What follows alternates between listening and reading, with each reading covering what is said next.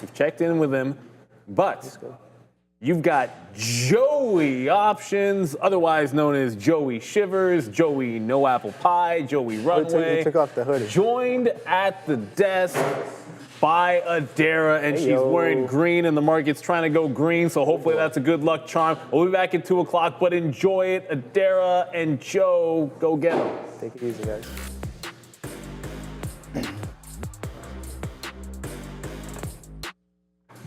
Good morning, Trader TV Live traders. Hope everyone is having a fantastic morning. You already know who it is, and next to me, best believe you know who it is. It is ADRs, guys. I hope everyone had a fantastic weekend. We're ready to get rocking and rolling this morning and see what we've got traded. But first and foremost, you know we're doing some roll call. Let's see who we got in the chat. It's going to be my guy Gore. I have to give him a shout out. Juan Padilla. Who else do we got? The real Don D. I like that. Billy Bezos, we got Booster, and then we got Cosmic, Zebra, okay, we like that. Fave SP, that's my guy Los Pollos. What's up, brother? Hope everything is going good. And who else do we got in here? We got Buffalo Soldier, what is up, my friend? And then Commoner of Sense, okay, we like that one. And then Chief Khalif G, sorry if I absolutely butchered that name. It sounds like I did, guys, and I apologize on that. But who else do we got? We got Nubian Rack, Mike P. The Rider. What's up, my friend? And then we have Schwab, and that's it. That's all we're going to do for a roll call this morning. All right, let me hop out of something here. But yeah, all right, guys, a little bit of a choppy morning, red on the day. It's Monday, but that's all right. We won't get too worried about it. We had nice trades put on throughout the session. And we're going to start this off with Ethereum. That was pretty good for us. It worked out really well, and I built into some size, but then I just let this run against me. So first in, first out, always remember that. So as I average up, your average comes up along with it too. So I took that break even stop out. And then we also try to short on the TQs. Why? I don't know. My accuracy is absolutely horrible on this thing. So we got to stop trading this one. I know I say I stop and then I end up doing it. It just grabs you and pulls you in. But then we traded some open this morning as well too, guys. A lot of names that we're going through, but just not enough size.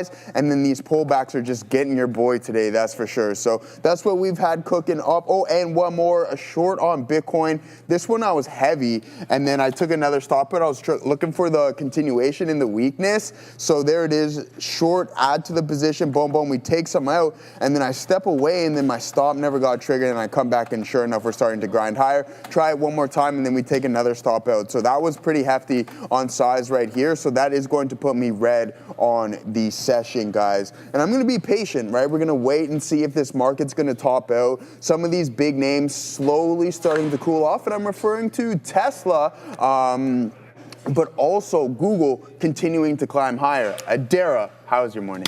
My morning has been, it's been okay. I am right now maybe going to re-enter this circle short. So I'll talk about what I did. I traded 5 tickers today. For me, that is more or less par for the course. That's kind of how I roll. That's my steez. But so CRCL, I loved the idea here of this short, the 127 short. Initially, I wanted to wait, okay, I'm going to punch into this really quickly because I want this re-short. Right, but yeah, so let's do that. That's the 9 EMA, but same kind of idea. Yeah. So I'm going to quickly put in a stop here as well. And we'll do that. Actually, you know what? I'll give it a little more room because it's circle and I want to do, there we go. So basically, I'm taking 1 risk unit short here with CRCL. I was initially very short biased in this. I wanted this kind of break here around. If you zoom out, I'm gonna maybe have to flip to the 15 so I can see more context.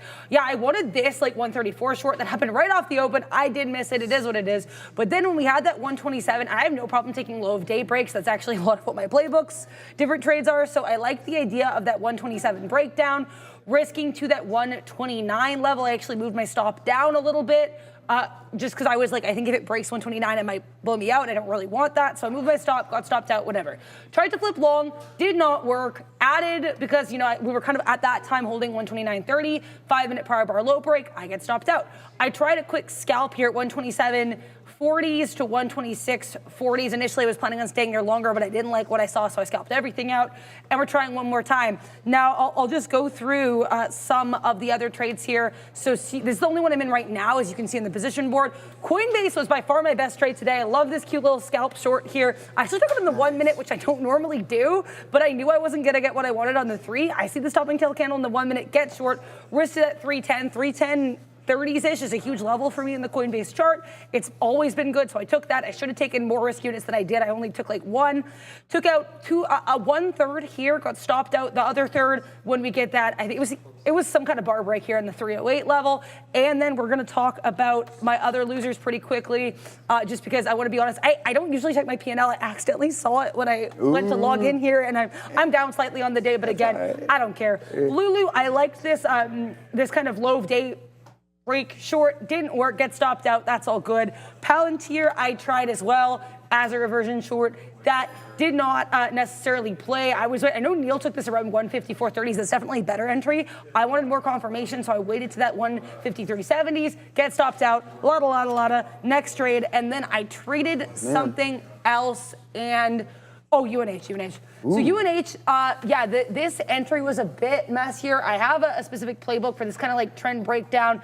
Didn't really work. I get wicked out and then it drops. And you know what? Honestly, this 305 I'm probably going to take regardless. So I'm going to set up for this trade. But my rant is over. And what are you looking at right now, Joe? Yeah. You guys, Trump is talking. Sorry, Lester. Oh, yeah. Do whatever you got to do there with DJT himself.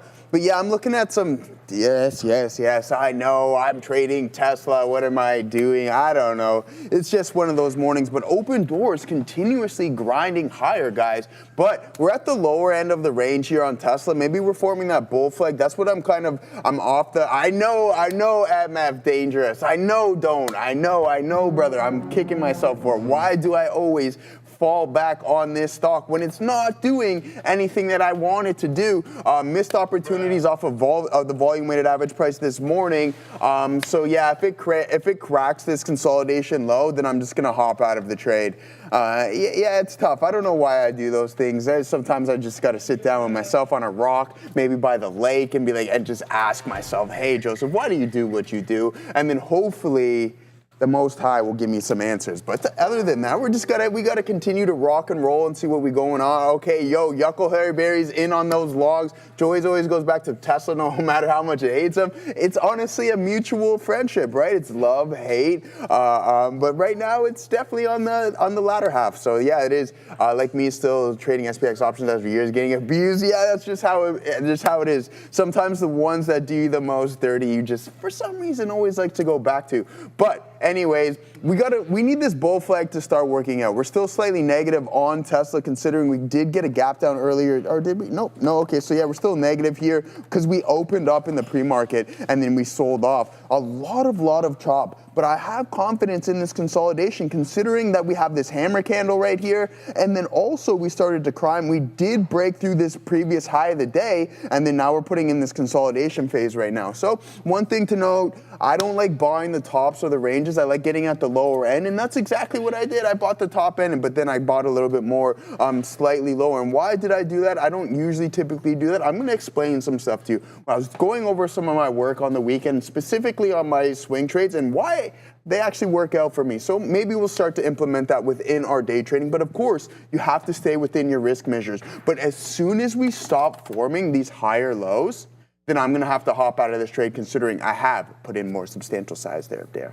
Yeah, it's funny. So yeah, UNH, I did not get into this, as you can see, and I am not going to because I didn't really like what I saw. Let's talk a little bit about why I didn't like what I saw. Well, we broke the 9 EMA. That is a level that I find sometimes matters, sometimes doesn't. But either way, we don't want to break 305 right now. We're bouncing off it for now the third time. So I do not care about UNH. I am so sorry, but United Healthcare is not going to make me care about it at this level. Trump right now is talking about flag burning. It's not market related, but I'm just letting you guys know he is speaking, and he often takes questions. If he does, those can maybe be about the market. Let's talk about Circle here, though, because I am in that trade. Now, my reason for getting into Circle is if I flip to the 5-minute chart, I like that we had this kind of breakdown. We had some clear resistance around that area just shy of 128. I'm almost definitely going to get stopped out here. Now, you might be asking, Adara, if you think you're going to get stopped out, why are you not leaving? Well, I'm not leaving because I haven't gotten stopped out yet. And especially with spread, it is very, very easy to psych yourself out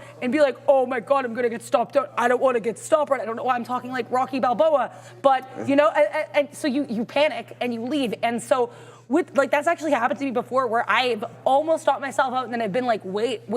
And sometimes those are actually the best trades. Yeah. Sometimes they're not, but sometimes they are. So that's why I'm staying in this. Yep. I have one risk unit on this. I would love. What happened to the market here? What? Sorry. Yeah. Okay. Sorry, Adara. I'm going to keep an eye out. Yeah, absolutely. Google just took a massive slide lower and then some volatility spikes here, guys, right down to the volume weighted average price and then continued to move higher. So regaining all of what it just lost in a matter of seconds and then popped right back up. And it looks like it's going to break through this high of the day. Sorry to interrupt you, Adara, but it just went on a massive spike there. Continue. Yeah, I'm not seeing any news here. I know one stock as well that Bovin in the chat asked me to look at earlier was NVIDIA. So take a look at NVIDIA here at high of day. NVIDIA looks great. NVIDIA was not impacted by whatever that move was. I am looking at my sources here and I'm not seeing anything on Google right now. Now, someone actually asked me here in the chat, the Gazy Bear, Adara, like, what do you use for the news? X. Rely on X. Now, what I will do as well is I see a random volatility pop in the morning. I kind of assume Trump has posted on Truth Social, so I'll check. About 70% of the time that actually is true. So just be aware, he posts a lot, sometimes between like 9:30 and 10, and sometimes those posts can move the market. It doesn't matter if they're about the market. Right now, not seeing any news here when it comes to GOOGL. If there's any other news people want to ask me about, yeah, definitely just let me know. I can look at things. Guys, okay. What I meant was X. I'm emphasizing X. I know I said it in a weird way, but I would say Twitter, X, whatever you want to call it, is very helpful for the news. Circle, I think, is probably going to stop me out. I will mention a stock that I don't know if a lot of people day trade, but I have in my side chart probably from I got stopped at a Circle. Last time I was on the midday, ULTA, actually looking really spicy. We had a downgrade or upgrade on this morning. It sells off. We get this beautiful base here at 523, double bottom. Now, I don't know. I am kind of much like Lulu, or Lulu a little bit, but more kind of with what ULTA and UNH are doing. I think if we keep seeing like another kind of touch here of this level, so that would be 305 for UNH and 523 for Ulta, then I think it could be a short. Volume on Ulta is like 300,000. That's something I would trade, but I know it's not, not everybody's cup of soup for day trading, so I'll have to wait and see. CRCL kind of chopping around here, and we shall wait. AAP says Cookie. I'll review that for you guys quickly. I do apologize for the speed at which I talk, but this market moves quickly, and you have to keep up, in my humble opinion. So let's take a look at AAP, and I will update my book and my tape to reflect what we're looking at. Wow. This looks nice. Volume on this is actually worse than Ulta, which I wouldn't expect. It's like not even 250,000 shares, which is not a vibe. Let's take a look at the daily. I want a little bit more context because it does look like a bit of an intraday breakout. Now, this daily chart, okay. I mean, it is what it is. There's some obvious support here at this kind of like 30s level. Then we get more support coming through at 45s-ish, higher highs or higher lows. Slightly lower highs. I mean, I think honestly for this, at least on a daily chart, I'd like to see it break 62 halves. Right now, though, we're breaking yesterday's high from that rally. Friday's high from that rally with the Jackson Hole Symposium. So not a bad look here for AAP. Yeah, good look there, Adara. All right, we're back into Tesla. We popped out and then we hopped right back in.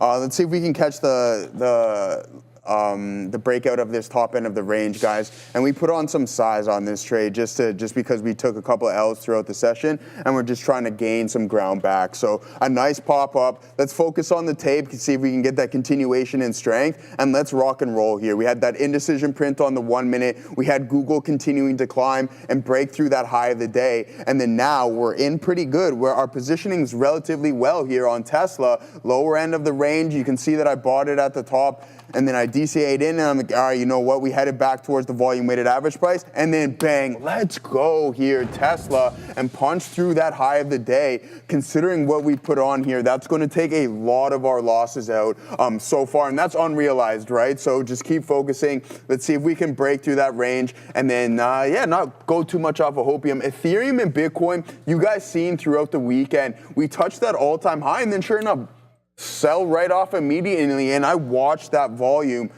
kick in on Ethereum over the weekend, and sure enough, it sold off like $300-400. So I mean, $4,900. I was confident that we were going to hit that 5,000 and then continue into today, but that wasn't the case whatsoever. But let's go Tesla. If that volume continues to step in and we break through, I think we can punch the high of the day, and that's going to be absolutely monstrous for us here at Dara. So yeah, I'm going to focus on this right now. Tell them what you got. Yeah, I'm about to short CRM here now. The part of this is like, I have not updated my chart since the last time I was on the midday. So my side charts or whatever I was looking at last time I was on, which was late May.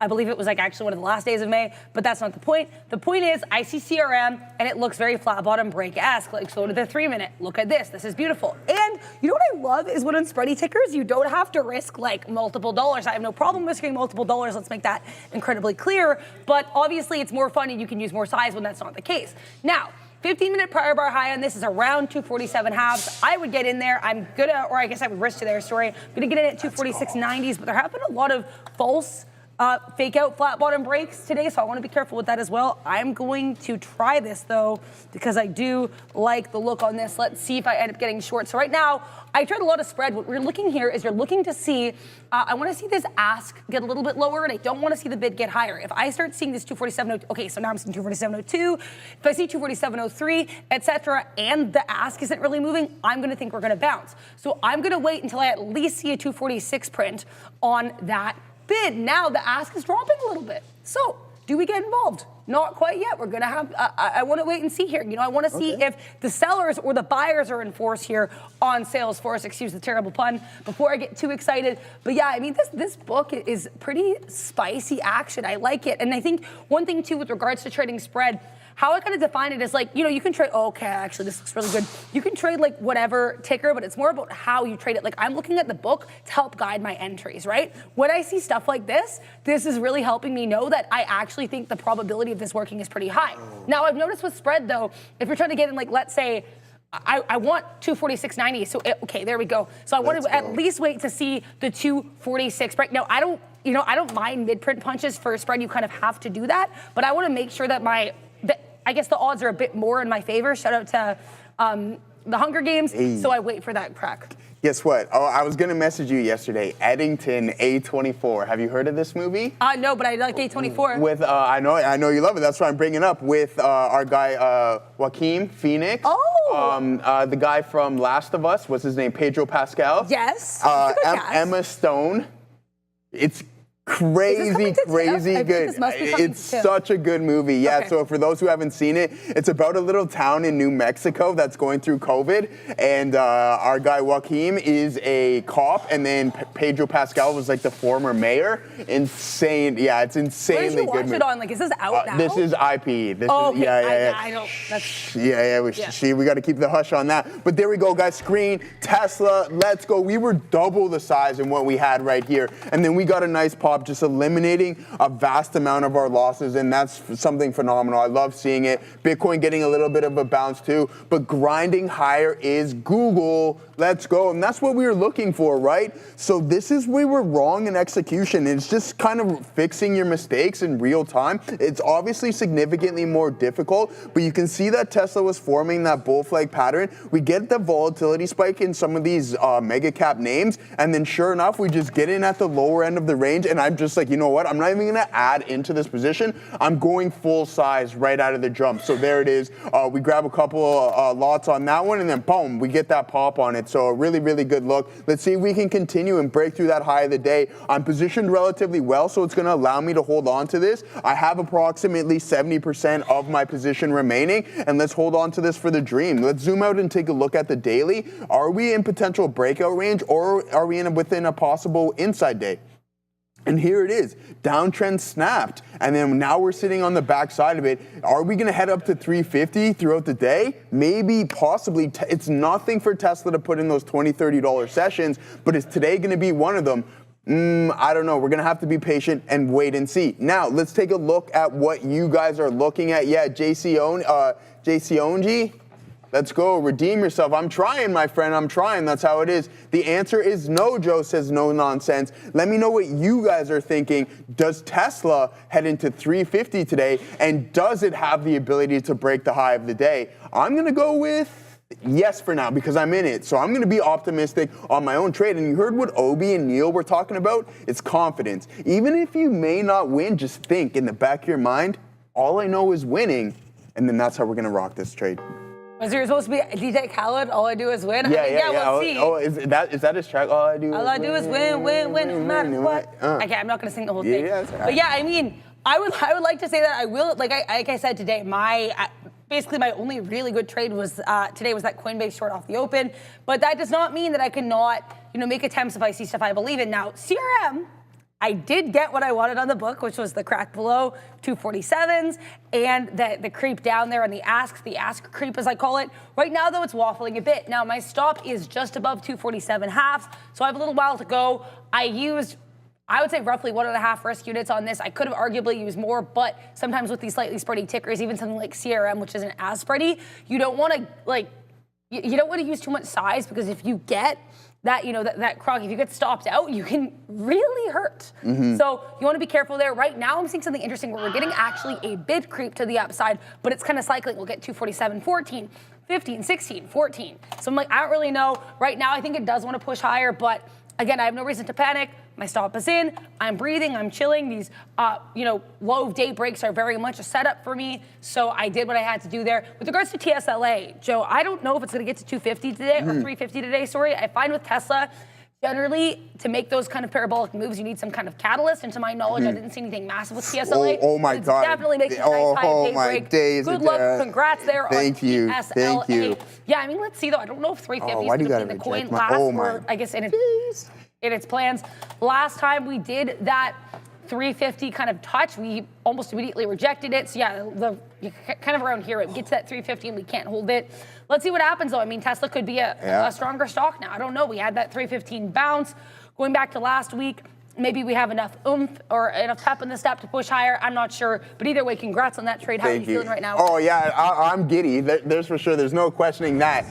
So as for what you were talking about on risk, I wanted to touch on that. This was it. I was willing to risk the rest of my day on this trade, considering I was already down just around half my shutdown. And then I'm like, you know what, Joe, it's either go big or go home. And this is exactly what we want to do right here and there. So Tesla starting to work out for us here, guys. We love seeing this. We'll take a little bit more off, and there it is. That's a fact, Jack. That's how we rock and roll at Trader TV Live. Obi does it. Adair does it.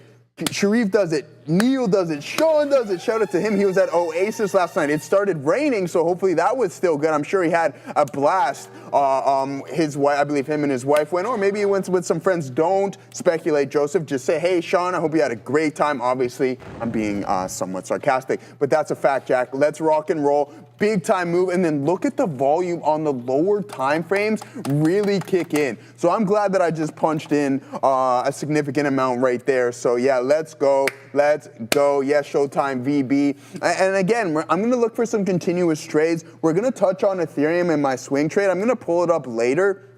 Maybe I'll hop in for a second on the afternoon show just to kind of break down kind of the systems that I've been building and working on as for swing trading. It is different compared to intraday, but I think there can be some comparisons, and you're allowed to. Well, I know you're not allowed to. Maybe we can kind of combine them and then implement both of the swing trading and the intraday systems into one, and then just try to make a super system. Is kind of what I was going over on the weekend. But I like it, super system. That's going to be the name of it, maybe there, Dara. But other than that, that was a really nice trade here on TSLL. I have 40% left in my remaining position, and I'm just going to hold this for the continuation. If the Qs want to continue to climb higher and higher, I like my chances here with TSLA, Adara.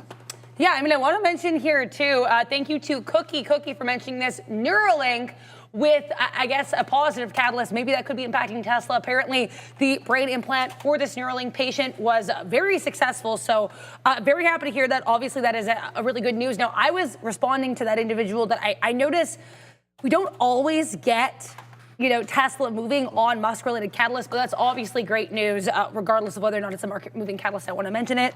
We do still have this press conference happening with President Donald Trump, but I want to mention Baz3141. Thank you very much for your $1.99 super chat for NVIDIA, NVDA, baby, or NVIDIA baby is what the super chat says. And yeah, this is a great look. Uptrend, uptrend, uptrend. Fantastic. Let's take a look here. I want to zoom out like the 60-minute chart. Is this at all-time highs? It looks like it is. Yeah, great look here for NVIDIA. I mean, it's not. Sorry, it's not quite at all-time highs. All-time highs are around, I guess, that 184, 185 level. Yeah. But this is not a bad push at all for NVDA. I think it's pretty clear there was some support resistance a little bit around that. What is this, like 178? There's certainly some support around 179.30s, and we broke higher. I mean, obviously, we have to get back to that mid-180s level. I'm not sure NVIDIA can do that today. I would be watching this high from what day is that? The 19th, so that would be Tuesday. I'd be watching for that 182.60 high that we made on Tuesday to see if we can get there. We're about $1.50 away from that, but great look. I want to mention here too, I know some people are saying, slow down, breathe. I promise I am breathing just fine. Man. And I notice like the slower I talk too, I find honestly like I just kind of struggle, like my mouth gets dry. It's not a good time, not a vibe. So I just want to address that, but I'm very pumped to be here with all of you. And again, these markets move quickly. An individual must try to keep up with said markets. Jose asking if there's a second channel where you can see Neil trades at the same time that Adara and Joe are on. Neil's not currently here. He's away from his desk, but if he does return to said desk, we can certainly ask him. I'm only in one trade right now. I'm only really looking at one thing right now. It's CRM. CRM is waffling here. It's oscillating around that 247 level.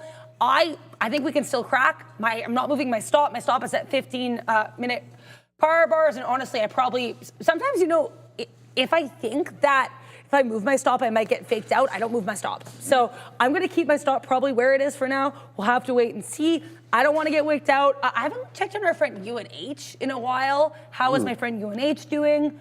United Health is, I don't know. I like the idea of a 305 breakdown. I don't know if UNH likes the idea of a 305 breakdown. So let's find out what happens there. I like CRM, but the market doesn't seem to. Says Jay Quingy. Yeah, I know Neil's talked about this, and I've noticed this as well. CRM has been weak as of late. I think the sellers are unfortunately in force rather than the buyers for CRM. But I want to mention, too, I do have a bit of a profit taker. I just looked at the daily chart just before that 243s. I'm going to take out half the position if we get there. Obviously, that's incredibly ambitious, and I'm fully aware of that. But if you aren't ambitious, what are you doing here? So that's the plan here with CRM. Again, not moving stop. I am just chilling, and let's see what happens next. Anyone else liking anything here to look at? W long close, says Tony. I forgot about our friend Wayfair, but let's see how that one fared. I mean, congrats there. I think certainly we're likely in the money, so congrats there, Tony. Double bottom here at that pre-market low 70.40. We get a higher low 71, higher low 71.30s, another higher low 72.30s. All I have to say is congrats. I know there is a level I liked on the daily, like 75, mid 75s. I would probably consider a short there if it gets there, but nothing that is super high on my priorities right now. Absolutely, absolutely. All right, Adara, let's talk a little bit about Open Door here. Considering we know that they've got a catalyst from a daily standpoint, they're starting to break out as well too. So I'm really curious to think, is this just a meme craze, or is there any fundamental backing to this real estate e-commerce company when we know that they just done a CEO exchange as well too? With Open? Yeah, with Open Door. Yeah, I mean, I don't know. I don't want to talk about fundamentals or something like Open Door, other than the fact, and I will fully give it credit for this, if what happens here with that, the rate cut, if that happens, I think that's a great catalyst for Open Door and everything in the space. But I think, unfortunately, some of the shenanigans of people like Anthony Pompliano and Eric Jackson, who have been pumping the stock on, or Eric Johnson, or either way, the individuals have been pumping it on X. I think that honestly detracts from any values the company might have. So that's my take on that with OPEN. And I think also, like, the way the CEO was ousted, I don't have any proof she left of her own will, but she was even posting about, what the company could potentially do, like a week before announcing that she's leaving. So it's kind of, the timing's odd. We know that some individuals were arguing that she had to leave the company because she wasn't on Bloomberg or CNBC enough. So I don't really know. I don't want to talk too much about it. But yeah, it's a pretty interesting look. No, it is a very interesting look. And I like the point that you added there, Adair, is that if we do get that 25 bips rate cut, then I think that it's going to be a really positive sign for some of these real estate stocks. And this is a new, not a new company, a company that is shifting from the traditional real estate foundation to e-commerce, which I think can be something positive, especially if we do get that rate cut within with that next FOMC meeting. So yeah, looking forward to see what's going on. It has broken out through that $5 level and almost knocking on the door of $6. We took a trade on it this morning, but again, to add to Adara's point, we get the cut. That's positive for the real estate space. There's no questioning that. Now with Tesla, let's see what we got going on. We have a 5-minute. Let's pull up the 5-minute on Tesla, forming this 3-bar play. Someone asked me, Joe, why TSLL instead of TSLA? Well, it's 2x leverage. So for every 1% move that we experience in Tesla, we get a 2% move in TSLL. So when you punch heavy, you're kind of getting double the move, all right? So also, don't forget, if it decides to sell, you're going to experience that. And that's what I want to touch on here. That's going to be with PLTR. So PLTR, you know, from the peak to one of these lows, to our pivot low here, we were down 25%. Now, if you go to PLTU, that is a tough PLTU. That is tough to sit through because now you have participated in a 50% decline, and that's the danger of holding some of these leverage products for longer durations. All right, guys, I got a 25% of my Tesla trade left. I'm going to take a little bit more off here, see if we can catch the fill. And there it is, bang. What a monster trade. Obviously, we would like to have a little bit more, but I can't complain considering I risked the rest of my day on it. But Adara, Tesla continuing to climb higher. Yeah, I mean, good. Oh, yeah, you're still in it. So yeah. Congrats there. I'm trying to get back into this circle short. Now, my rules are I'm allowed 3 unsuccessful attempts at a short, 3 unsuccessful attempts at a long per stock. Now, if you're successful, that kind of, you know, if it's a good trade, if I'm trying to scalp it, it's a little bit different. I don't think I'm going to get filled on CRCL. Unfortunately, I wanted 128.11s, and right now it looks like we're not going to get that, so it's fine. I'm not going to chase. I'm going to keep my order in case we get wicked in. But I want to talk about MP for the individuals in the chat asking about MP. We know that these material plays have certainly been, for lack of a better term, in play lately. I had no idea this was like a $70 name now. That's crazy. I mean, yeah, like honestly too, what's interesting about this long is where this bounce could have faked people out, because if you have an uptrend drawn, we technically broke out of that uptrend, but we did make a slightly higher low than that previous low around 71.90s. Then it also fakes out again by making a lower high. So this chart, I mean, I think certainly if you stood through all the chop, congratulations, you're certainly reaping the rewards as it continues to push higher. Good luck for MP. MRVL was someone asked me to marvel at in the chat. So let's take a look at Marvell. They report earnings on Thursday after the bell. This is interesting. We get a little bit of a bounce here. Not crazy bottoming tail, but close enough around that 73.25. We make a slightly higher low, and then we push to the upside. We break VWAP. We actually bounce nicely off VWAP with that double bottom there. Not double bottom, but I guess double touch of support around 72.80s. And let's take a look at the daily chart. I apologize. I still have the tape up here for CRM because I want to see how that's shaking right now. I like it. Yep. Marvell. I like that, you know, we had obviously this bounce here. This was again after, I think during the, I guess this wasn't during the Wednesday sell-off. We sold off Tuesday and Wednesday for Marvell. That's interesting. We consolidate on Thursday, break out with the rest of the market on Friday, that we don't close near highs. Cool. And as of today, we're kind of continuing to consolidate. I think breaking above that 74, 75 level, not a bad look. Do you want to talk more about Tesla here, Joe? No, I was just looking at the tape here, there, and I'm like, okay, so I posted up, there we go, we got the fill now. I posted up at 13.12s, and then I seen on the tape continuous flushes, and I'm like, oh, my priority must suck on this because so many orders are getting filled, and they're not even paying any attention to mine. So, and I mean, considering I don't have much size left, I'm like, come on, it's not even that much. But there it is. Definitely one of the better trades here throughout the day for me personally on this one. I'm heavy as well. This Is good. Yeah, exactly. And you know what you and I were doing it with it on Friday. We're like, come on, sell off, and it didn't want to. But sure enough, we get that pop off of the bull flag here, the volume stepping in, supporting the move. I'm not going to be surprised if we get a little bit more continuation and head towards that 350. So what are we going to do? We're going to be patient, wait for some pullbacks, and then it's just going to be why not. So shout out to why not in the chat.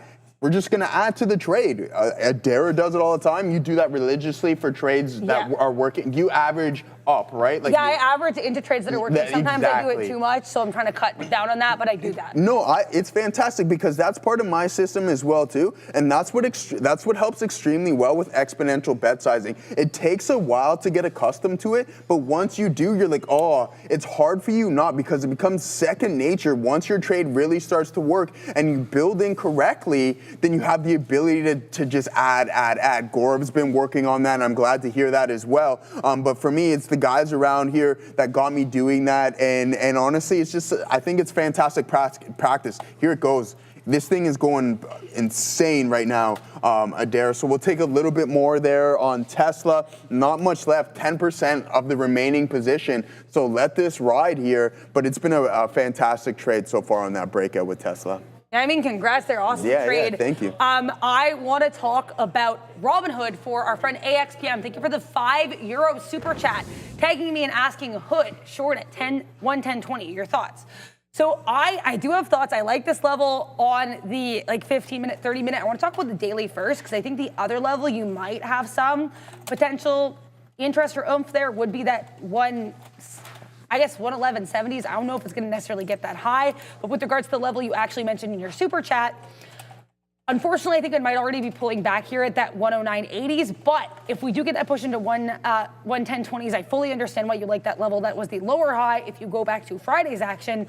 So I think that there definitely could be some potential there. I mean, we're not here to give advice. I'm just here to look at a chart. But if I look at this chart, there has been some support and resistance in the past in and around that level. Now, this is not a stock that I've traded much. I have traded in the last year twice. I've traded Robinhood. And one time I only looked at it because I had a dream that I traded Robinhood. So take that for what you will. This stock and I are not besties, but I will say, if you want to steal from the rich longs on this at 110.44 and give the profits to yourself, I don't think it's a bad setup at all. And I think because of how low VWAP is, if you're just thinking of this even as a reversion to VWAP, you probably have a shot. Now, unfortunately, it already rejected before that level, but I do like the level. I fully understand how you got to that level, and I say bravo to you. I did not get filled on Circle for the short. Now, the other way I could have done it was taken half because I wanted to get in on the 5-minute prior bar break, and I'll kind of show you what I mean there. So this, rejecting VWAP, obviously that's clean as heck. I wanted to get in there. I didn't get filled. It's fine. The other way I could have taken it was to take the 15-minute prior bar break at 127.50s, but I just didn't like it as much. 15-minute prior bar breaks when you have this much bottoming action, and with half the size, it just wasn't worth it as much to me. Obviously, I think it still would have worked, but you would have been flat on it at least, but it is what it is. I wasn't comfortable with it. I didn't do it, and I can fully live with that. CRM is just straight chopping. You'll be like, I'll be a couple cents in the money in this a couple times, and then it'll come back. I don't have a reason to leave until I get stopped out. So to quote the iconic song from Dreamgirls, and I am telling you, I'm not going. So listen to that, CRM. This seller is still in force, and I am not leaving. I'm not adding to the position. I have no reason to, but I shall stay put and where I am. SLB, please, says Biohazard. Let's take a look here at SLB. Wow. Schlumberger. Oh my gosh. Okay. Well, I love this little consolidation here at 35.30. Double bottom, right off the open. That's clean. That's beautiful. Higher highs, higher lows. Bit of maybe a talking candle at 35.70, but it's on the 3-minute. I wouldn't put too much stock in that, no pun intended. Oh my gosh. What do you got there? That's a pushback there. I got a pushback. I got to do a pushback here right there. I got to do a pushback on Tesla because Tesla is absolutely going phenomenal. But guys, make sure you get your tickers in the chat to vote $, and then the ticker that you want to see. But at the end of the day, also let me know what you're trading. And whoever said short Tesla the rest of the day, that's not a good idea whatsoever because this thing is going absolutely nuts. But let me know what you're thinking at $, and then those tickers because we're going to talk about it on the rundown. You got a pushback there, Adara. Are you entering a trade or no? Oh. No, I'm not entering yet? Slumber Okay. J. I was just looking at it for somebody else. all right. I want to give them full credit for that call out. Yeah, I think that if we can break that 3570s, oh my gosh, that looks like a beautiful long. Now, you could also argue, but it could be a short. We rejected it. I'd be extremely careful. And I say this is someone who is often called, and I think fairly correctly so, short biased. I say this is someone short biased. I would not be shorting this just on the top and tail candle, because to me, this looks like a massive bull flag. So be aware. I think if that breaks out of that 3570, I don't know if I'd get involved, but it's certainly something that I would watch. And I think if you are long there, maybe you want to take off a piece of the position, but you still have these higher highs and higher lows. It's not worth selling everything. UNH, someone just mentioned, you should have stayed in the, too bad you didn't stay in the UNH short. I fully agree. Unfortunately, I got stopped out, and then I kind of forgot to look at it for a while before that 305 break. 100%, that is my bad. I'm going to be watching. If we kind of get back and retest that 305s, which I think we might do, I will actually get involved. Now, I want to see how much I want to risk. Let me check how we're looking here on the 15-minute chart. Wow, I missed that circle short. It's all good. Yeah, I'll risk this to 306, so I'll take one risk unit on it, and I'm actually going to try to punch it now because I think I probably have a shot at getting filled with where I punched within the spread. I'm trying to get 304.92s. Yeah, again, one risk unit. We'll see what happens here for UNH. But CRM, every time I'm in the money, I'm back out of the money. It is what it is. You cannot, cry over stocks. I have no reason to leave, so I shall stay. But right now, this looks extremely consolidative and not in a super fun way. We got filled in United Health, so I shall put in that stop. And thank you very much to the individual in the chat who mentioned that one to be reminded me of that name. Appreciate that. Absolutely. Fantastic stuff. All right, guys, let's do this. I want to see how everyone's session's going. It's either, and I'm going to put mine in first. So you're going to either say you're red or you're green, or you've gone red to green or green to red. Oh, why is that error? I had a great idea here, and then now it's not working, Adara. What kind of nonsense is that? No. Okay, I'm going to try it one more time. I'm going to go green, but I was red before, and I'm curious to know what everyone else is in the chat. There we go. It's not letting me do it. Never mind what I'm up to. I'm curious to what you guys are up to. It's going to be red to green, green to red, whatever it may be. Someone's gray. I'm sure you meant green there, but purple, says Jack Wob. I don't know what purple is, but hey, if it's working out for you, then that's good stuff. But yeah, I mean, Cowboy Mike, trust me, I was red AF earlier in the day as well. So, and you know what? Clutch one, that sucks, my friend. There's ways that you can take care of that. But hey, it is what it is. Green, thanks to you, Joe. No, I don't punch your keys. You punch your keys. I just sit here, I talk about what I do. And to the individual in the chat who said short Tesla for the rest of the day, maybe it's going to work out considering there is somewhat of a topping tail candle, but not before it's squeezed. So that's exactly what we want to see. I want to see what everyone is up to. It doesn't matter because I tell you guys whether I'm red or I'm green every single day. So why not? There's nothing shameful about being red because it's a part of what we do on a daily basis. So for someone who says they're never red, I can't believe you and I won't believe it. I'm sure Adara will agree with that as well too, because I don't think if you're never red, that means you're the ultimate of all ultimate traders, and I've yet to experience somebody. Actually, Adara, can I add a point here? Or sorry if you're hyper-focused. There's an individual, I forget his name, but he was on a podcast with the Humble Trader, and he actually has 100% accuracy on his short reports. So he dropped short reports, and they didn't believe him, so that he was investigated by the SEC and a bunch of other entities saying that, hey, there's no way that you actually have 100% accuracy. So when he was audited, they found out that he actually had 100% accuracy on his short reports. And I mean, he was going to the extent of going to different countries to investigate these corporations and companies. Yeah, exactly. So what he did, there was this marijuana company in Colombia that were just reporting insane growth. Right, but it doesn't make too much sense. So what did he do? He flew over to Colombia and then found out what they were doing, and it was a shanty shack. So sure enough, he reported that, placed the short report, and then just absolutely tanked the stock. It was insane. Wow. And he said he almost didn't make it back as well, too, because he's going into the jungles of Colombia trying to say, hey, you guys are fraudulent. Yeah, that's pretty crazy. Yeah, I have to look more into that. I mean, I think if you're doing a solid investigation, I stand by that. You guys know I like investigating. I will always do that here with the news for you guys. So you know, I respect that. CRM is actually nicely in the money here. And when I say nicely, I mean a couple cents. But by that, I just mean we're actually out of the 247 zone. So I'm pleased as punch with that. Thank you again to the individual who mentioned, reminded me of UNH. Please, you know, drop in the chat and tag yourself, because I really appreciate you for reminding me about that stock. I was able to get that 305 retest and reject. So shout out to you. We're chilling in that. CRM has finally broken out at 247, and I am partying. I'm not adding to the position because I have no reason to do that yet. I also generally don't like adding unless my stop is like break even, and it wouldn't be in this case. But CRM, again, we're like, when I say we're in the money, we're like a couple cents. But the point is, I'm not worried about an immediate profit. What I'm trying to see here is, are we moving in the right direction? And I think we certainly are with these lower highs and this continued rejection of that 247.20, and now we're below 247. I don't mind being patient, waiting to see what happens. Now, thank you to Jerry Luis Rodriguez with the $10 super chat. Considering the dividend structure of EPIX, which includes a due bill period and the ex-dividend date being today, would purchasing shares today still allow one to receive the dividend? Thanks. Now, as far as I know, Jerry Lewis, I looked into this earlier. I actually don't think it would, because so it's an ex-dividend, and also you had to have shares by August 22nd. So again, I don't know 100%, but I do think, as far as I can tell, like I would not, based on what I read of their actual announcement, I do not think that buying today would be getting you, I guess, any type of dividend, because they did say the cutoff is August 22nd. So CRM, chillin', UNH, let's talk about that as well. So here is my trade with UNH. I said I was waiting for the 305 breakdown. I look away, and it breaks down. Shout out to Florida there, Miami with the 305. I tried this short earlier, got wicked out. Then I wanted that 305 break. It kind of makes you wait for it. Comes all the way back up to 306, and then we get the break. And thank you again to the person in the chat for bringing this up to me.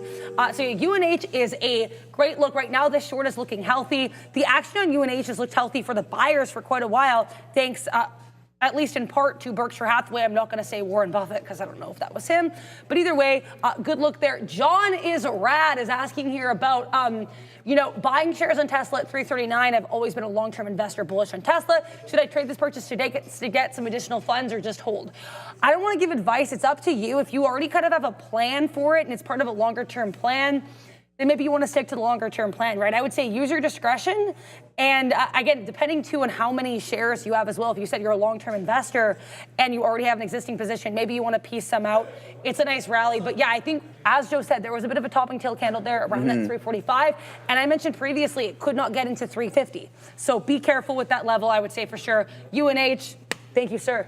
Yeah, thank you. Yes. Thank you. Love that, Adara. Yeah, I mean, to add to her points there, guys, for me personally, for those who have been watching for some time, I actually sold all of my Tesla at like 260 something, and then I rotated into Robinhood, which worked out significantly better for me. But again, that's not what I'm leading to, is that I think you have to be slightly forward-looking with this name. We know that the car space is extremely tough business, but the thing is with Tesla is everything down the pipeline, all right? So essentially what's going to happen is autonomy, right? So that's what we're looking for. Extremely positive potential tailwind, especially as Elon starts to hop into more cities. And then we have Optimus in the robotics as well too, right? So forward looking with Tesla and have a longer duration plan. If we break down kind of from the inauguration of Tesla, it ebbs and flows. You get these massive moves, and then you have these 6 month bear markets where it's not doing anything. Just be forward looking with it. I think in the long term, autonomy is most definitely the way that the world's going to go. I talk about humans being lazy enough, including myself. If I don't have to drive, then most definitely I'm not going to. And if I'm allowed to via an autonomous vehicle, best believe your boy, and I know Sharif and Adara, we're going to see if that's going to work for Adara as well too. But a lot of us are going to be like, hey, why would I go sit in a car for 3 hours and focus on the road when I can just hit my destination on the GPS and then sit back and relax? And then we'll figure out what the drinking laws are as well too, right? If we can have espresso martini while we're in there, or we can. Yeah. We'll figure that stuff. But I'm going to have some positivity and say yes to the espresso martinis with full autonomy, considering I'll buy a robo-taxi. Do you say yes or no to espresso martinis while in autonomous? I mean, I can't even drive like a normal car. I don't want to add. Okay, so here's the thing. So I got to say, like, you know, all the jokes about my yawning aside, I am like, you know, permanently tired. I do, you know, it's medical, whatever. I am not allowed to drive because I will sleep at the wheel, and that's obviously not good. So I want to make sure that autonomous technology is A1 tip top before I get in that car, because I already can't drive. And if I fall asleep and if there's an accident, whatever, I don't want to be in a situation where I'm like, oh my gosh, car, what are you doing? So that's my take. And I mean, I don't want to add espresso or martinis into the mix. No. Sure. So it's a no on the espresso I mean, martini. unless the technology gets A1, but even then, I don't really like our espresso martinis anyway. So the idea of like having one while I'm on, I don't know. Yeah, Adara, no, but how many have you had though? Let me answer that question. How many legitimate espresso martinis have you had? Like one or two. Oh. I also really quickly want to address go ahead. Jay Haas, ATX. LOL, Adara would miss her stop like a train. I have missed train stops exactly for the same reason, so I definitely would. It's harder in autonomy because you type in where you have to go. Is it? Yeah, so you just type it in, boom, boom. Yeah, you just type in on your GPS and it'll take you right where you need to go. I need to know a little bit more. All right, that's fair enough. That's fair enough. I know Obi's gonna say yes to the espresso martinis in the vehicle. He's full. Yeah, see, thumbs up. Now, what does Neil think about the espresso martinis in the vehicle? He's locked in. He has no idea what I'm talking about. Anyways, there goes Tesla. Starting to put in, looking like it's going to put in a new high of the day, blowing past that topping tail candles. Guys, yes or no to the espresso martinis in the autonomous vehicle? I'm curious to what you guys think. I'm voting yes. You know where I stand. But enough of that. Tesla continuously working out for us. Been a positive trade. I'm going to post up here let's find a good price, just a new high at 1321s, and we'll take a little bit more off there and see if we can print that, even though it looks like we kind of are right now. So we'll take a little bit more off. We don't have too many shares left considering. So at 21s, we're posted up. Focus on the tape. See if we get those offers there. Yes, we got a lot of yeses in the chat. I don't drink coffee, says 2NY. I don't either. Trust me, on a day-to-day basis, I do not drink coffee. But I have to give credit to some individuals here at Real Trading that got me on the espresso martini train. I never drank them before up until last year, and now they're one of my favorite. And those, oh my days, I have to bring this up as well too. Shout out to the Americans. They have the Cutwater espresso martinis, and boy are they good. I was looking for those here on the weekend to see if they even had them, and they did not. So again, a nice, clean, sober weekend, and no alcohol intake. And for the foreseeable future, until my friend's wedding, I will not be drinking because Chicago 1, Joe 0, Adara. Okay, that sounds a little wild. But yeah, I mean, right now it is worth noting, Trump is talking here about Intel. He's like, oh, well, someone gives you 10% of a company. So yeah, he's just basically continuing to, I guess, support the fact that the government did take that stake in INTC. Now, Content Revolver making an fascinating point here. Wouldn't eventually advertising become a part of the autonomous trip, whether in-app or in-ride? And honestly, Content Revolver, that might be the next frontier. And with that in mind, I want to pull up our friends at Uber, as Obi calls it. I mean, right now, like we had this great little pop here at the open, you know, spike, whatever. We get to that 97.50. We're choppy right now. I don't really see like a huge impetus to enter this as a trade. But I think with regards to like the question of how you can monetize autonomous experiences more, I think the ads are a really great play. So I love that you say that. I just pulled up Uber because that's kind of another autonomous related play. Now I want to talk about Palantir. Levi Corbett asking in the chat my thoughts on Palantir from here. And I tagged you and I said it. I'm of two minds. I am still of two minds. Now I mentioned I tried this short. I got stopped out. I don't care. No skin off my back. Ooh. Now, I am still of two minds because I need to see that 155.50 break before I would consider a short. Now, why is that? Because we're still seeing higher highs, higher lows. 157, yes, it rejected. And yes, it was actually, you know, a little bit above the pre-market high, so that could be a resistance support level. But Palantir has been incredibly strong today, so I don't want to stand in front of like a giant freight train. You know, that's not really my vibe. So, but that being said, if we make 155.50s, we have made a lower low, which I would like. And, you know, assuming we don't break above that 157 and we just drop now, we also will have made a lower high. So I think Palantir is all right. Update on the two trades. I like with Palantir, I would just kind of wait, is what I'm trying to say. Let's see what it does at 157 and or 155.50. But right now, I wouldn't really want to bet on either direction. CRM, yeah. Honestly, at this point, we might get stopped out. That's fine with me. I have not moved my stop since I entered, which was, let me see how that is doing on the 15. Do I want to move my stop? Arguably, I could to 247.20, but like, I'm kind of worried, just given the way it's interacted around that level, if I move it, that I might get wicked out. And, you know, the more you kind of interact or the more you witness how stocks, specifically spready stocks, interact with some of these levels, the more you kind of know when to stay in place and not panic, move your stop. With that in mind, now, if we make a new low of day here below that 246.70, 100% I'm moving my stop to 247.20s if we don't break there above that. But for the time being, I have no reason to, so I'm going to chill and keep my stop where I initially placed it, which was just above this area of consolidation. Only about 5 minutes left for my time here in the midday. So, Joe, what are you looking at right now? Yeah, same thing here. We're just slowly piecing some out, guys. I got nothing left essentially. So, I mean, it is what it is. We caught the trend. We caught the breakout. I'm gonna say it one more time. Come on, who said short Tesla the whole day? Come on. You can't play Tesla like that. It was gonna come in play eventually. We've been consolidating for an extended period of time, and then sure enough, boom, we get a nice little pop here throughout the session. And I would not be surprised at this pace if we do head into that 350 level. It may take some time, but with the Nasdaq continuing to climb higher, what's my friend, why do I still have PDD up here? Come on, get that stock out of here.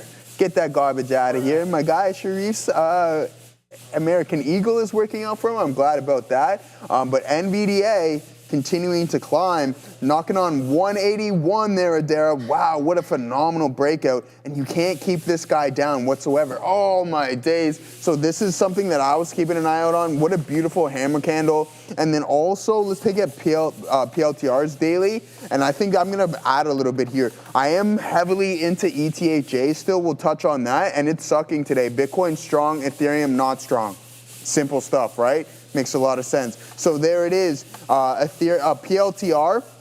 And why am I looking at this? We mentioned it before. You're down 25% from the peak to the trough, and then now you have this inverted hammer candle with an isolated volume signature. So I think this can be a prime opportunity to get a couple point scalp here on PLTR. Now, sports and stonks, can you move to Arkansas as long as you can below the limit, you can drink and drive? I think that's the same thing here, right? I'm pretty sure you are allowed to have a couple drinks. Obviously, you can't just blow over. So yeah, that's allowed. But we got to move to the Caribbean companies. They don't really watch you over that type of stuff. But don't drink and drive, folks. It is not good. Don't be intoxicated. A casual drink for lunch, that's fine. But we are not condoning drinking and driving whatsoever. It is bad. And then, okay, so we have a couple more things. Get that garbage out of here, Jack. That's a fact, Jack. What's up, Healing Pain? Excuse me, naturally, Adam, my friend. Hope everything is good over there on the West Coast. Still bright and early, but Adair, what do you got going on?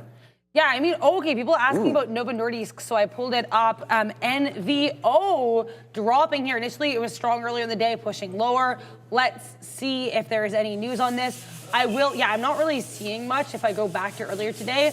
What I will see here with NVO is that, this is when I've tried to intraday trade because I like these GLP-1 plays. Lilly is much better to intraday trade, and I say that even though it's like $700 because I find it has more consistent trends if it's trending. Novo Nordisk will just fake you out, break you out, take you out, and then do whatever it wants. So I think I traded it this year on that CEO switch up thing, but other than that, I didn't really touch it. Now, Lilly, this is beautiful. Tell him. So I initially liked the idea of this as a that's 7-Eleven. Shout out to 7-Eleven and my people from Winnipeg. That 7-Eleven breakdown I really liked initially, or the idea of it pre-market. Obviously, I didn't look at it and I didn't take it. That's not the point. The point is right now, I do have a playbook trade that allows hold on, you just did the leg fold too over there. Yeah, this is it's a pushback. That's all right. You got to give it respect. 700 is coming in. I have no problem taking this at 700, risk to the top of this consolidation range at 703. I would not get in here. I would not get in now. And I don't like that this is the 15. I want to see what are we doing, like the 30 or the hour. Okay, the 30 could be my opportunity. Now, that 700 breakdown, risking to 703. I do kind of have a strategy I like where you've got a stock that's consolidating for at least half an hour at low of days. it's either making lower highs or it's just kind of holding high. It's not pushing higher. That is the type of short I like. So I suspect once I get to that news desk and I prepare to hear my friend Donald Trump speak again, I will probably be looking at Lilly for that 700 breakdown. You know, I always used to say I need a milli for Lilly in terms of how many shares have been traded on the day. But we've had almost, sorry, that's CRM. That's not even the right book. Lilly, how much volume have you traded? Lilly's traded over 1 million in volume. I am good to go. I also will sometimes now trade spready stocks with a bit less volume, but that depends. And I also don't recommend doing that because it's kind of a mixed bag. Regardless, Lilly, unless it breaks at 703, which I think it might, could be 700 short. The other way I would take this short would be the 706 rejection. But yeah, I mean, I can't believe it's almost, we're almost done here, the first half hour of the session. Yeah, I mean, let's wait and see what happens here, Joe. But what are you? But I don't know. I guess we'll probably have Neil's lesson of the day. Yeah, we got Neil's lesson of the day. I'm looking forward to lunch. What are you guys eating for lunch? Because we got salmon here today. Oh, and also, shh. Don't tell Selena, but I ordered a Detroit-style pizza from this place called Renaissance last night, and boy, oh boy, was that ever delicious. Are you not allowed to tell her? Because then she's going to be like, hey, I want to try it all the time and I want to eat it. She's a pizza addict. But wait, but she wasn't there when you ordered it? No. She's on vacation. Oh, yeah. So I ordered it. So it was just me and my boy all weekend. That was an absolute blast. But yeah, we want to keep that one on the download because then she'd be like, I want it all the time. And then I don't want to have to pay for it. So she'd buy it sometimes. But at the end of the day, guys, we're headed to Neil with his lesson of the day. I want pizza too. Why can't I have some pizza? We had like this lesson of the day is going to be brought to you by the chicken on my salad, which was a little bit dry. Obi got something better. I don't know why I got the chicken, but Obi got was it like tuna or something? Tuna salad? It was like tuna salad. Tuna salad. Whatever noodles. I got FOMO. We got tuna salad. We both got the noodles. But speaking of FOMO matters. And there's a certain type of FOMO, and I talked about this last week, just in a general sense, but there's a certain type of FOMO which is special. And that's you're not going to get a bigger move than the one that happens in the first 10 seconds type of FOMO. And it's unique because it can lead to charts that look like this on Palantir. And if you looked at a chart we were having a discussion, NIO was a chart that looks very similar, where basically there's almost no chance that you're going to have anything better than the initial trade. And you have to ask yourself, okay, well, what do you do after that fact? There's a couple of things that you can do, and one is obvious, and I think the other one isn't always as obvious. The obvious thing is, hey, you missed this monster trade, look for the first available trade. Like I would argue, if I'm short biased on Palantir, I think I was disciplined on the way back up and looking for entry points to be able to find eke out some wins, but really have tight stops for losers because it's not really working all that well, but you managed to make it work like you can. The one mistake I would argue is I could have had this at VWAP. But there's another side to that coin. Sometimes with the big move at the open, your next available trade is going to be against the bias that you have, right? If your bias is to the short side, sometimes it's just the next best trade is a long. And that's the problem a lot of times where you have a certain idea. Well, that idea was under 158 while it was trading at $156. When it's at 150, down 4%, that changes things. And ultimately, this was a very clean reversion setup through 150. So sometimes you've got to be able to step away, recognize that, hey, I've got the FOMO because I missed a short, but I don't need to stay biased to the short. Maybe another short comes with patience. We can always do that. But if you like support and resistance, if you like mean reversion, the other thing to note is Palantir has a habit of doing big V-shapes. So we know this can happen on Palantir. It's not that you can't find a short on the way back up, but when it dumps at the open, if you miss the dump, 9 times out of 10, after about 30 minutes, your best bet is to try to find the bid on Palantir. So that's always something you can do better. The other thing that I think you can always do is just be willing to switch it up. Palantir, I'd say fail for not finding the long, but Open Door looked like it was going to be a fail. Like there was a moment here in Open, which I actually just got back into on trend. There was a fail of the prior high. Looked like it was trending down, shorted it on the way back in. But you know what? This wasn't about FOMO. This was, I mean, the FOMO in this trade was not having the long through 5. But at the end of the day, you have to listen to the stock. Sure, if it's breaking down from here, I think the 5 had tremendous opportunity to be able to play back into 460. I even said I thought 420 was a possibility if we held under 5 at the opening range. But that wasn't what was happening. What was happening is we grabbed 5 and then put in a higher low. Once that happens, and 5's your level, okay, well, you gave it a chance to be a short under 5. Now it just broke and held 5 as the bid, consolidates, and does what? Breaks out the high. You don't, if you're trading open, you don't have another trade. Like you can either get with the long or you're going to be really, really patient waiting for it to curl. So you have to be able to not just put on the next best available trade like a Palantir. Sometimes you just got to suck it up and maybe take a breakout when you were sitting there thinking, oh, I just missed a great dip buy. Doesn't matter. The market doesn't care what price you thought you could have had. The market doesn't care what direction you thought before that. Sometimes you will have things that will flat out flip from looking one way to another. And you can sit it out, that's fine. You can say, well, I don't want to be long open. I don't want to be long Palantir. So I can just sit and wait. And I can wait all day for a good short to come up. That's fine. I have nothing wrong. There's nothing wrong with that. Patience is a virtue.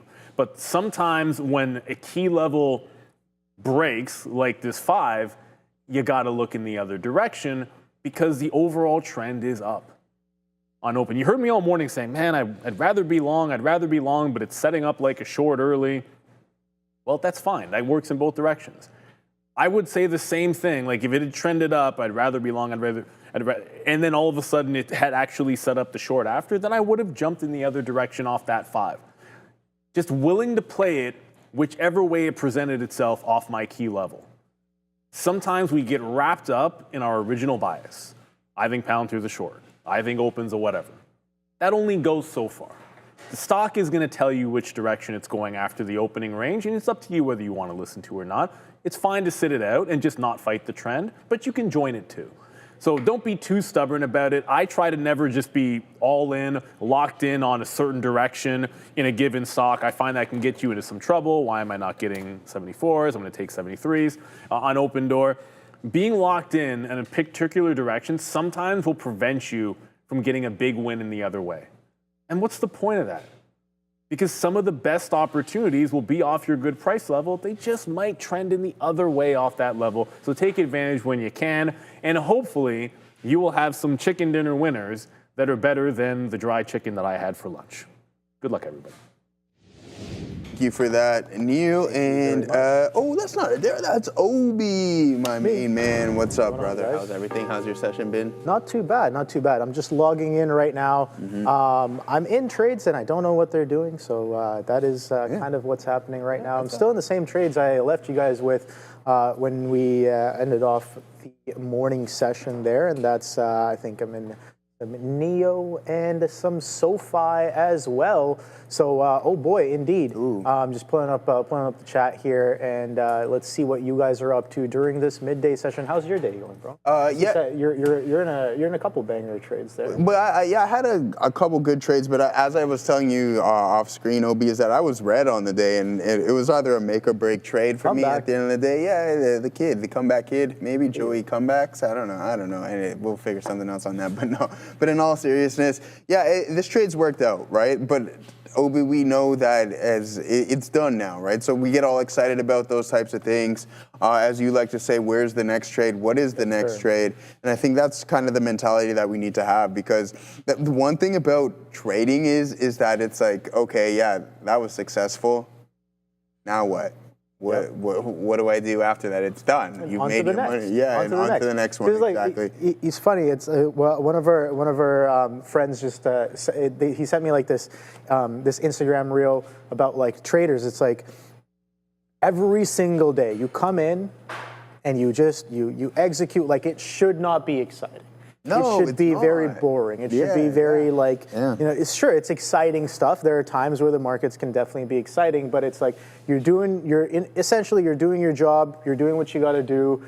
You're like, nothing's too crazy. There's nothing necessarily an outlier. You're like, okay, these are my playbooks. Oh, that's setting up. I take it. It works. It doesn't work. I don't care. Where's the next trade? Yeah. I think that's the mental to keep overall. Absolutely. And easier said than done, of course. Significantly. But it's when you are doing that effectively that you can have some best days and some really good days as well, and days where you come back from the red as well. We were talking about this just earlier as well. I'm like, there are days where if I'm like fighting the trend, and I'm willing to let go of it and be like, all right, well, this is clearly not working. Yeah. Where is the next trade? Yeah. I'm still confident in being able to kind of capture moves from the market if and when they do set up. So that kind of gives you that bit of I guess, mental disconnect, being like, all right, I don't need to attach myself to a given idea or a given trade. If it's not working for me right now, I'm obviously wrong. So where is the next? I think that's fantastic on how you put that, and it goes to regards of Adara's. Like, I don't even look at my P&L. Her focus is just putting on the right trade, and I think that's something that is really important when it comes to all forms of swing trading, intraday trading. It's just at the end of the day, just stick to the stop. It's not about how much money you can make.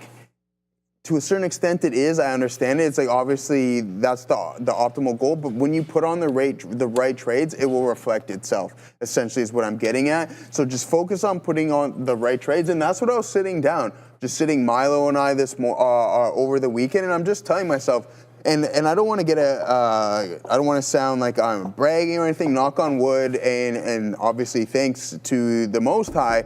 But at the end of the day, for me personally, I'm like, okay, I love how I've been putting together these swing trades. They take a little bit longer to work, but it's not about me making it about how much money I'm looking to make. Is how can I continuously add more shares and make the position larger without changing my mental? And I think that's really important to note. So for me personally, it's just like, okay, we're continuously adding into these. Don't focus on the size, just focus on the right trade at the end of the day, all right? So that's just my mentality. Let's go. We haven't even talked an ounce about options. I seen somebody say options this morning, just right now. So let's do what we always do, and that's going to pull up our options chain, and we want to pull up the biggest of the big. Wow, I'm actually really, really surprised that we haven't grown substantially in size here. These 185, these 190s, Pug, are you in the chat today? Like the previous week, we've seen some good size. I'm going to add a little bit here on Tesla just because to see if we can get the position board up. There we go. We just add a little bit for the test of the high of the day. But anyways, what I'm getting at here is that last week we seen substantial size through these strikes. 185, 195, or 2 weeks ago, whatever it was. But we have the earnings report this Thursday, and we haven't grown in size here. That tells me that there could be some free room to run. And watch out for NVDA when it reports. Adara says that, hey, this is price to perfection, and if we don't get those double beats and then hopefully a forward raising guidance, then you might see some selling in NVDA, and I like that take. But Adara, what do you got for us? Yeah, just keep an eye here on some of these drug or pharmaceutical related names. UNH dropped on this, Eli Lilly dropped on this, but I'm seeing reports here. Apparently Donald Trump announced that the U.S. will be reducing drug prices by 1,500%. Back to you. A little bit of a price raise? Lowering drug prices by 1,500%? Yeah. That's going to cut into some margins, into their thousands of percent margins. Yeah. I'm sure some of these companies are really sad about that, but I'm sure they can. I'm sure they can take a little bit of a hit, more than willing to kind of see what that brings in here. SoFi catching maybe a little bit of a bid here, so I'm watching that as well. Still kind of short from those prior highs, but didn't really quite get to VWAP. This was the place that we found a little bit of a bid earlier, just on top of 26s, and even that 26 break on the initial push did a significant amount of volume. So the question is, are we stepping up here? The market is very, very strong on the day here, Joe. So both the ES and Nasdaq just screaming to the upside, and NVIDIA, we were just talking about these chips. NVIDIA is also screaming to the upside. No real sign of any sort of selling, no distinct selling either. So yeah, a little bit of a push there on NVIDIA. Are these all-time highs? I think so, maybe. I think, no. We're close, we're close. I know it's like 180 something. I guess 184s, and oh boy, that 184s, man, I kind of pointed it out a couple of times. A bit of a shelf there. You can see that held offer, whatever you want to call it. There's a bit of a seller here at that 184. We've only gotten up to 184.11s. Every time NVIDIA gets up to this 184 prior all-time high, we get selling, we got consolidation for a couple of weeks at the beginning of the month, and then we sold off aggressively over the past few days last week, and then bidding right back up and kind of just eating all of that action right back up for a beautiful reversion back into the upside. Can we get through that 184? This is reminding me of that 198 on Google just a few weeks ago when that consolidation, that multi-week consolidation. All-time high on Google here now. All-time high on Google. Yeah. Well, we're almost there. I think it was 0950s. No, we're at 210 now. Oh, is it actually? Yeah. We're at 210 now, whoa. See, yeah, this is what I'm saying. Exactly. I'm not fun. There we go. Oh boy. So I missed the. Thank you for calling that out. Look at the volume. What is this shake and bake? What is this shake and bake at 11 o'clock? I missed this one here on goggles, all the way down to 207s. Now this is kind of what I was talking about a couple of weeks ago, where the bid is pretty aggressive on pings to the downside. I was talking about these 2 days specifically. August the 13th, no news. Aggressive selling, reversion back in instantly. You go down to a shorter time frame, you can see how fast that happened. Once again, Friday, August 15th, on top of 200. And then I guess once again today, I don't know if this was very news driven. This was Jackson Hole. And then this run right here, I don't know if it was news driven, but it seems like it happened just as quick as some of those other kind of pings there as well, and bidding up and retracing past those prices here. Now, Google definitely at its all-time highs here, Joe. So the market, understandable why it's screaming so aggressively to the upside.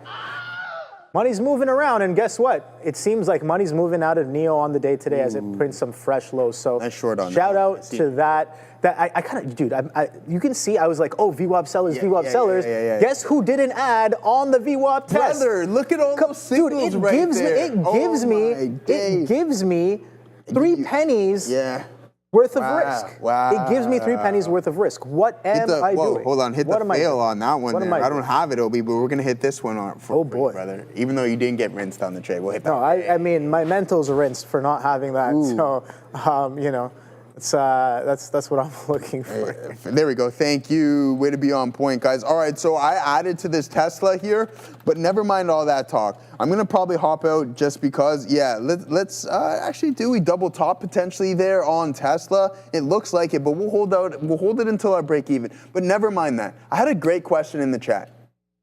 Do you think Bitcoin is gonna hit $150,000 by the end of the year? But at the end of the day, it doesn't matter what I think. It only matters what you guys think. So is Bitcoin gonna hit 150K in the chat, or sorry, by the end of the year? Yes or no, chat? It's that simple, yes or no. And you know what? You guys are undefeated. So if there's an imbalance to the yes, best believe it's gonna hit 150K. So let me know. March, okay, March, so someone says March, or put in your specific month if and when it's going to, but it's a yes or no question. Yes, no, no. Ooh, a lot of yes. It better, says Proper Paradox. I know it better, absolutely. That would be amazing. 15K says, no, 150K. 150K is the question. Up 7K since January, garbage. Yeah, I know. No, a lot of yeses. Obi, what do you think? Do you think Bitcoin hits 150K by the end of the year? I have no idea. I have no idea. I have no idea. All right, I don't go with it. You know, we can make assumptions. We can make. I know it's fun. I just don't like doing it. You don't like doing assumptions? Okay, we don't assume. I don't like doing that. I know I do it sometimes, but I try. If I'm actively conscious about doing it, I'm gonna. You don't do yes, no uncertainties only, or sorry, only certainties. Yes, no, maybe. We'll see. We'll see. Right. But guess what, guys? I have some exciting news, specifically for Canadian sophisticated traders.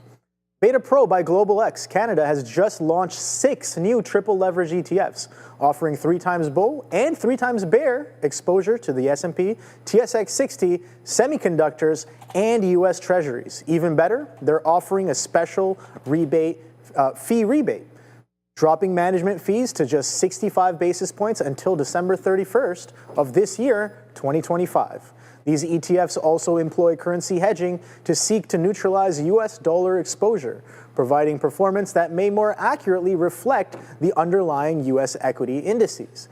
If you're a tactical, sophisticated trader looking to amplify your performance, check out betapro.ca/3x daily to learn more. Thank you very much for that. Yeah, the market, what is the market doing? Market's pretty strong here. I'm looking at that alphabet. I'm kind of, shoulda, woulda, coulda. That all-time high break, I guess, was nice. We hold, we kind of, we print that, I think it was in the 209.50s, 209.60s, if I remember correctly. Let's just go back and check. I'm just going to go straight up to an hourly chart, and you look back here. Oh, wow, okay. So I got 209.03s on this specific high. So we hit that all-time high in February of this year. So yeah, nice little push. About $1.50 away from that is the current high of day, and we're trading at 210.12s on the goggles. So let's see if it can look for more fresh highs on the day. The market is very, very strong on the day as well. So market tailwind, oh boy, you definitely have that at your back for a lot of these longs here. And I want to keep an eye on Tesla as well. That was breaking out when I last looked at it, and I was like, oh boy, 350, definitely well within range. Guess what, Joe? The day high is 346, is only $4 away from the high, or not away from the high, away from that 350 level here. So let's go to a higher time frame. I'm just going to go to an hourly chart here, if it'll have me. Reload the page. There you go. A little too slow. Tesla.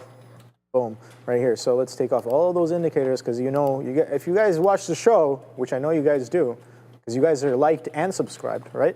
So that Tesla chart of mine, definitely a lot of indicators and a lot of lines, but we were talking about this price compression that's been happening here. 360s, 280s, you get that lower highs and higher lows, giving us that little bit of a flagging action here and price compression. I'm curious to know what happens when we break this 350. Do we go up to 360? Do we break the consolidation highs at the 367s here? You can see nice little confluence of this top and this lower high with this support, where that support turned into resistance, turns into resistance. That 366 is definitely going to be very, very interesting. Are we poised for a bit of a 50 push?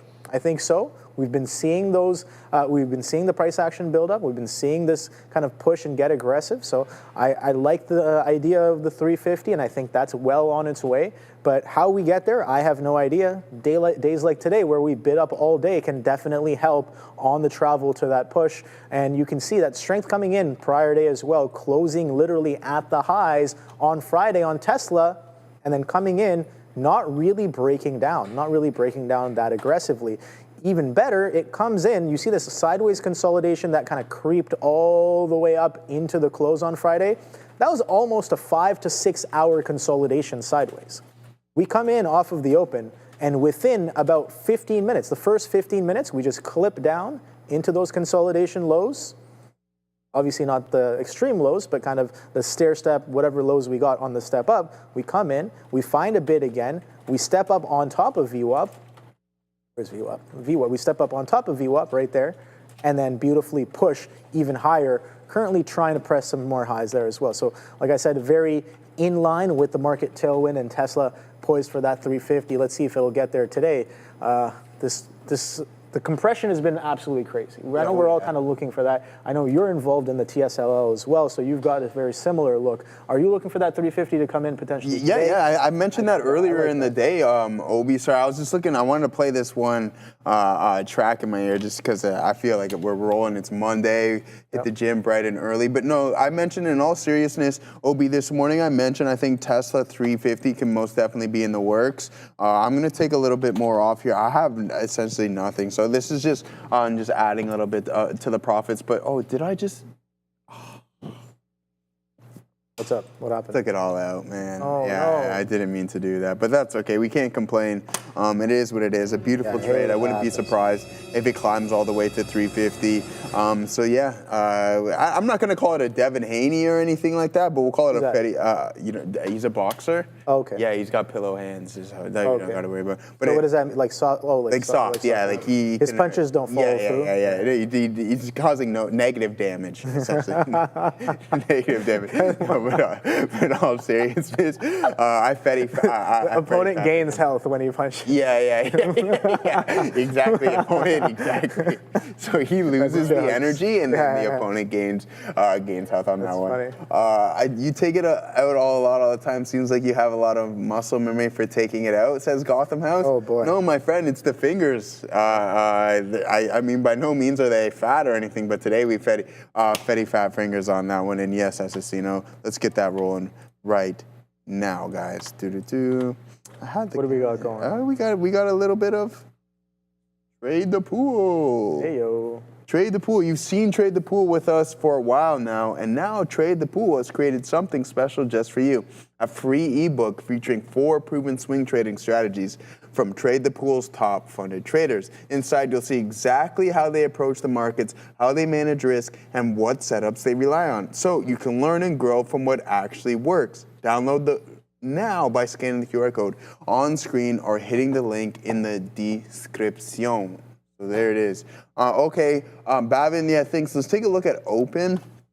I had to. Yeah, a lot of people talking about Open. Yeah, it did. Yeah, there it goes. Nice call. Yeah, nice call out on that. We were there earlier in the morning, but I got out prematurely on this consolidation candle right there. So that's just bad trade management on my behalf. But you can see the slow curl over. You punch through some of these pre-market highs, and then sure enough, you're off to the races. So what was once resistance came in acting as support, and then you tap into a new high of the day right there. So yeah, good look there. Good call out on Open, but IBIT.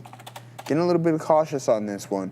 Multiple 5-minute hammer candles. One thing to note that I said to my boy Gorev is that the volume is not supporting these inverted prints. So I'm not going to short it just yet, and nor do I honestly want to. This is my largest holding. ETH has taken that second spot. Nice. And then, but that's just more, my ETH is more of a swing there, Obi. I've been rocking that since like 3,600 roughly. So yeah, I mean, some of these coins you just want to sit on. You're not really it's a swing. So I'm in ETHA, so I do plan on exiting. I want to see if we can hit 5,500, right? And then I'll take the majority of it off and then rotate it. I think a lot of people are looking for that 5,000 push. I was looking for it over the weekend. I was like, oh boy, same. Do we finally get there? I thought it was only going $5 away. Is that what it was? I think it was like something like that, 50 or 50 bucks or $5. There's a 5 in there somewhere. And I'm like, Sharif and I were like, we're easily seeing north of 5,000 come Monday morning, and sure enough. Nope. Rug pull. I watched the volume step in, and the volume. That's why I never make those predictions, because something can be like so. It can look very obvious, and then it's like, it doesn't. Yeah, you think you know more than what's behind the screen. Yeah, exactly. Absolutely, what the market does, who knows? Yeah, absolutely not. So Google and Apple. Let's talk about this, and also. Yeah, you're a Samsung individual, right? Phone? I like Samsung. Yeah, you like Samsung? All right, cool. A lot of people, Android, sorry. A lot of people like Google phones as well. Yeah. I'm curious to see what kind of phones you guys are rocking. I'm going iPhone. I got the 16, and I'm loving it. So put it in the chat. What are you rocking, a Google, an iPhone, or an Android? And just see what's going to dominate. I have my suspicions that it's going to be iPhone. I think it's going to be iPhones. It's going to be iPhones, right? Considering there's how many, 1.5 billion of them on the planet. Yeah. So approximately almost 2 in every 10 people have them. So 2 in every 10 people have an iPhone. Yeah, roughly. That's much lower than I expected. Yeah. Huh. Well, I mean, how many? There's like about 8 billion people on the planet or something like that. Closer to 9 now. Yeah. Let's figure it out. Let's just not speculate. Let's just ask Bing, or my friend Copilot. Yeah, I'm going to ask Perplexity. Let's see. See what the answer is. Population of Earth. And then, how many iPhones we got? Okay, Apple. Let's go. Motorola, they say. So we have 8.2 billion people. How many iPhones? holding. So I'm just trying to see how I should answer this question. Yeah, the people are saying we should have a poll. Yeah, a poll would definitely be good for what kind of phone. So we can do like a Samsung, or like we can do Android, Apple. Android covers most of them, I guess. So over 2 billion people, so that's a quarter right there almost. Over 2 billion people have iPhones, have been sold since the first model launch in 2007. Some people have more than one, says Thomas. Very much true. I remember my old work phone. I used to have 2 phones, and it was cool, and I'd always be like this. But I'm not that cool at the end of the day. Android is not a phone, says. Android is not a phone. That's what he says. Yeah. So here we go. Current global brand market shares. So in terms of the smartphone market, and this is me just asking perplexity, Samsung holds 19.7 to 20% of the worldwide smartphone market, remaining the top brand globally for shipments. Apple ranks second at 15.7 to 19 market share, depending on the quarter and the source. Apple shares the highest in developed markets, especially in the States, but lower globally than Samsung. Xiaomi is the third largest brand with around 14 to 14.4% market share. And then Vivo, Transition, I don't know what those are. OnePlus, okay, definitely know what the OnePlus is. Honor, Huawei, Lenovo, Motorola, Realme, all of those are between 8 and 3%. But yeah, so it goes Samsung leading the way, Apple, and then Xiaomi, and then some of the other ones as well. Yeah. Someone made a very good point here. Gotham House had a good point. If you do not split by country, the poll is not going to tell you much. Obviously, I agree with that. It's more worldwide market share. Almost everyone in India and China use Android. So I mean, India, I can see that. I mean, there's obviously user base in China as well too, but more or less in China than there is in India. Adair, what do you got for us? What I have is our crypto segment. I want to talk here about Ethereum. We know Ethereum made new all-time highs as of yesterday, just above that 5,000 level, but did actually push a little bit lower. But what's interesting here, too, to transition to the specific point I want to make, is that Bitcoin, in terms of the action this weekend, actually underperformed compared to Ethereum. Ethereum, as I mentioned, new all-time high yesterday, and it did sell off this morning, but Bitcoin sold off all weekend and is actually set to record a 3-day losing streak if it closes red today. Now, why this is interesting is because Tom Lee, who of course is involved with Bitminer BMNR, the chart I have up on screen here, actually said that there is a probability that eventually, I don't believe he provided a specific timeline, but eventually Ethereum could flip Bitcoin when it comes to market cap. Now, I want to talk a little bit about this. I mean, obviously, the timeline on this is unclear. We'll have to wait and see. But Ethereum is underperforming BTC today on a percentage basis. Let's talk here about as well the market cap, of course, and the 24-hour volume. So 24-hour volume, Ethereum is a bit smaller here than BTC, 66.9 bill to BTC's 86.34 bill. Now, if you look at the market cap, again, Bitcoin as of right now is steadily outperforming Ethereum when it comes to market cap, 2.23 trillion versus 557.11 billion. But again, depending on this timeline, we'll have to wait and see if Tom Lee's prophecy is in fact correct. Now, of course, he is a bit biased given his involvement at BMNR. But either way, interesting stuff. I mean, do you guys think that we actually have a situation, and what timeline it would be, where Ethereum does usurp BTC for market cap? Let us know in the chat. Back to you. Very much.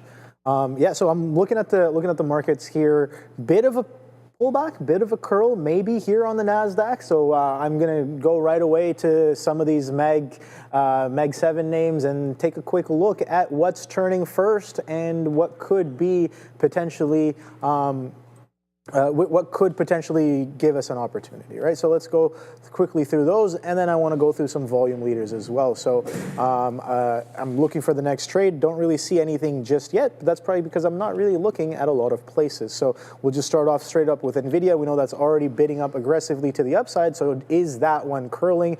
That's the question. Yeah, maybe a little bit of a curl. 181.91 is the day high. Has the bid dissipated? Can't really be too sure just yet. Market is coming in with its second 15-minute red bar here, as we pull back through 23,600. So that's NVIDIA. Let's go to Microsoft right here. Softy holding VWAP pretty well. A little bit of a flat top here at 508s. That's interesting. Every time we pop up into this 508, we get sold off back down into VWAP. That's an interesting look there. Not really following that one, but sometimes it just is like that. There's so many opportunities, so many things happening all around, and it can't really be catching everything. It doesn't necessarily have to be like full-on playbook. It could just be like a tape scout playbook where like, okay, there's a held offer, then you can trade against that held offer. There's a held bid maybe on top of VWAP in general, and then you can trade against that held bid in and around that VWAP as well. So Softy looking good, a little bit of a compression on the day it would seem like, but still trading within its opening range. So that's something to note as well. So where's the next one? Goggles. Oh boy, I really, really like the long coming in on this one off of the open. But guess what? I didn't really get involved because it did an aggressive push back down. But the trade does show up much later. You can see prior day high, I think, was an interesting level. Sure, you get that crazy shake and bake wick all the way down at VWAP, but that's where buyers have been pretty much all day. Sure, they've extended it off of VWAP, but a strong ping into VWAP kind of gives us that, I guess, sense of, okay, well, when price kind of vacuums down in, it's willing to kind of get bought right back up. So there are definitely some buyers there in and around VWAP. And then we push to some fresh all-time highs at 210.50s as of right now on Goggles. So good stuff on there. Amazon, oh boy, look at this reversion, man. Absolutely beautiful reversion. So this one definitely started its curl and turn much, much earlier, and that came all the way back down to VWAP. So I like that move. So this one maybe a little early, maybe a little too late to take the reversion on this one. I think NVIDIA might be poised for a little better of a look here. And then let's take a quick look at Meta as well. Meta just consolidating on top of VWAP as of right now. So we see that yesterday or prior day strength alongside the rest of the market. We attempt to break prior day's high right off of the opening range, can't really get anywhere, and then we just start trading within the opening range after attempts to sell off are met with failure multiple times and holds that 750 quite well. So I was telling Neil this last week. I was like, oh boy, maybe poised for some fresh highs, maybe poised for that 1,000 mark on Meta. Ooh, wow. Right? It's holding 750 by the end of the year? Maybe. I think it's well within range. I don't know. Let's take the weekly. We can say that if it holds trend, can it do it? Is it more likely to do it? I have no idea, but take a look at that. It's within range. I don't know if it's going to take another few months, but if this trend continues, might take a couple, maybe another year or so, but you can see that 2025, we were up here, we came down, we pulled back down into 500, so a nice 500 hold on the higher time frame. I like that. And then a push up to 750. So remember I talk about quarters, like can you print the quarter, can you hold the quarter, can you print the half? So guess what? We held the half and then printed the next quarter at 750 here. So hold the 500, print the 750. Let's see if we can continue to do more of the same and hold bids all the way up to the whole, which in this case would be the 1,000. So I like that look. Market's pulling back in right here. So that 15-minute candle that did show up initially as red, pulling right back in here. We got 8.5 minutes left until the close of this 15-minute candle. Okay, good stuff, good stuff. I'm just listening to some Bryson in my ear right now. Nice. Bryson Tiller? Yeah, of course. Nice. Guess who I'm listening to The Weeknd. Are you? Yep, yeah. right Oh, Kissland? Is that actual Kissland? Yeah, song? No, not the song. It's professional it's the album. Oh, okay, yeah. But Kissland, the actual song within the album is one of my it was favorite. beautiful. You know what I like? I like Wanderlust. Wanderlust is probably my favorite on the album. I like how sometimes he'll put like two songs into one. So the first half of the actual song of Kissland, and then he breaks it, and then he goes into like a breakdown. One of my favorite songs. I think House of Balloons is like that. Oh, yeah, House of Balloons. Yeah, he has a lot of them, House of Balloons. I mean, the trilogy is by far probably one of my most favorite. I guess if you combine the three, what is it? House of Balloons, Thursday, and what's the other? Echoes of Silence, I think it is. I'm not good at remembering the albums. I'm not. Adara would probably know if I'm right, but I'm pretty sure that I am because that's how big of a Weeknd fan I am. I'm a big Weeknd fan. I just don't like. I'm not. After the trilogy, everything was okay, but for me personally,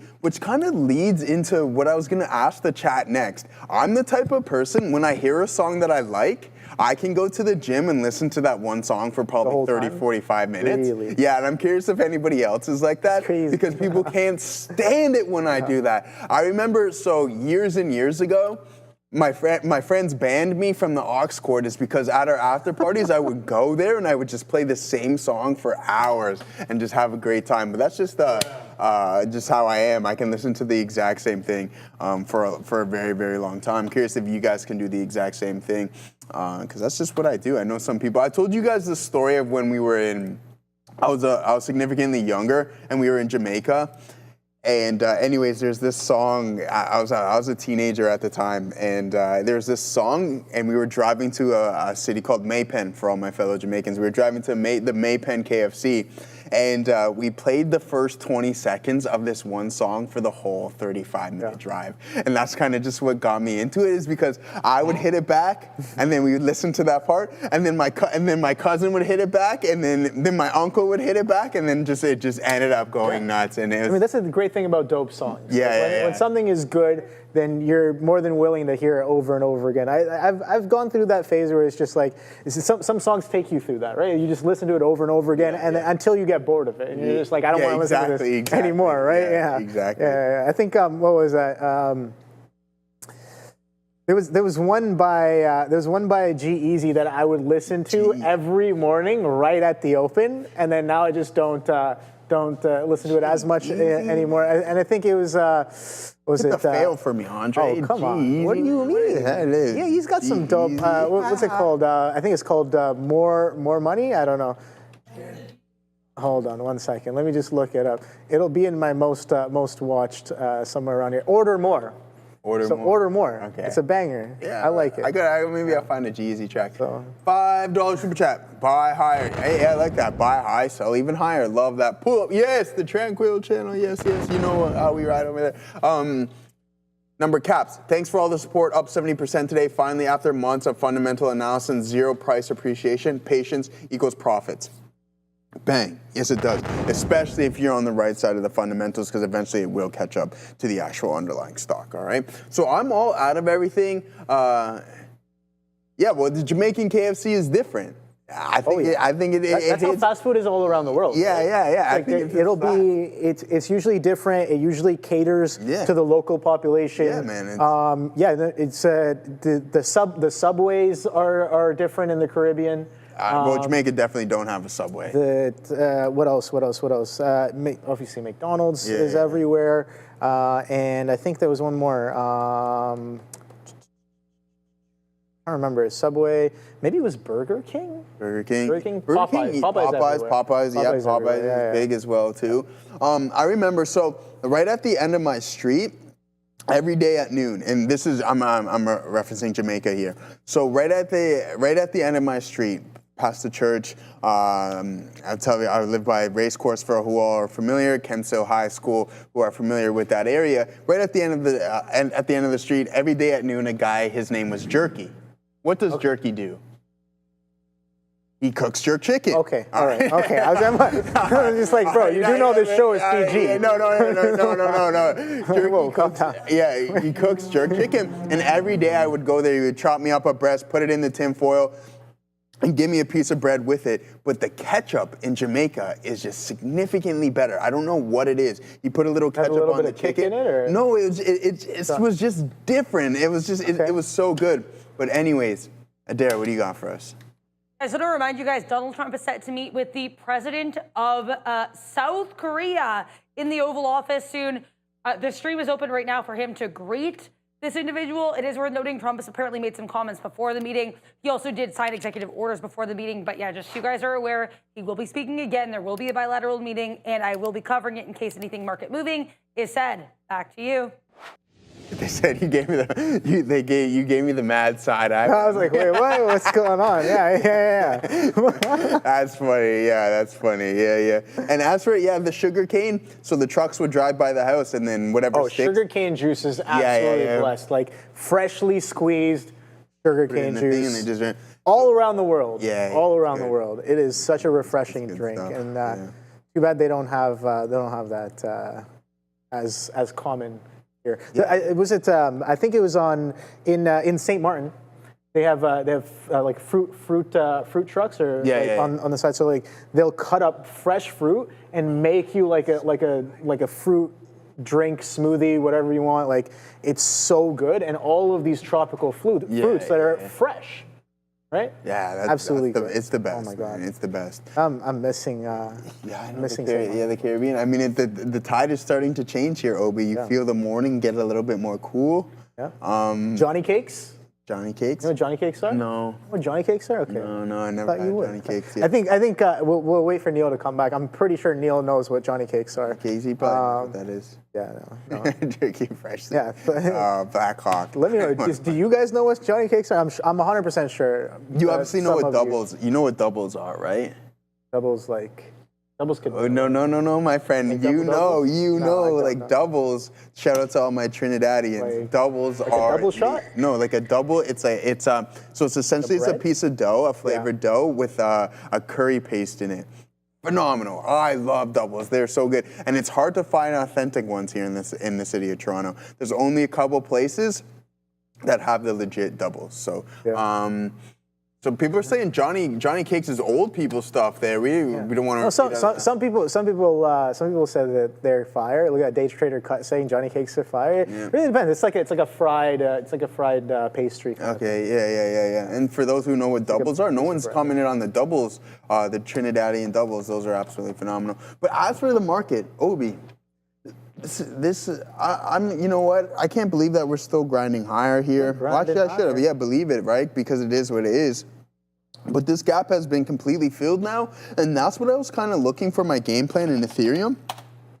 But it's really weak. So we rejected it. We marked that out right now. Someone asked what's for lunch. It's salmon. I had to take a bite of it because I seen Obi eating his, and it is fire. It's good, right? It's really good. I'm going to take, there's a lot left too, and best believe I'm going to be taking some more. But anyways, Ethereum, I thought we were going to kind of enter this gap here and potentially fill it. I don't like how we're sitting as a potential breakdown pattern here as well too, forming these lower highs and then also to the T as I mentioned before, especially when Bitcoin is doing this, right? So you have the continuous grind higher.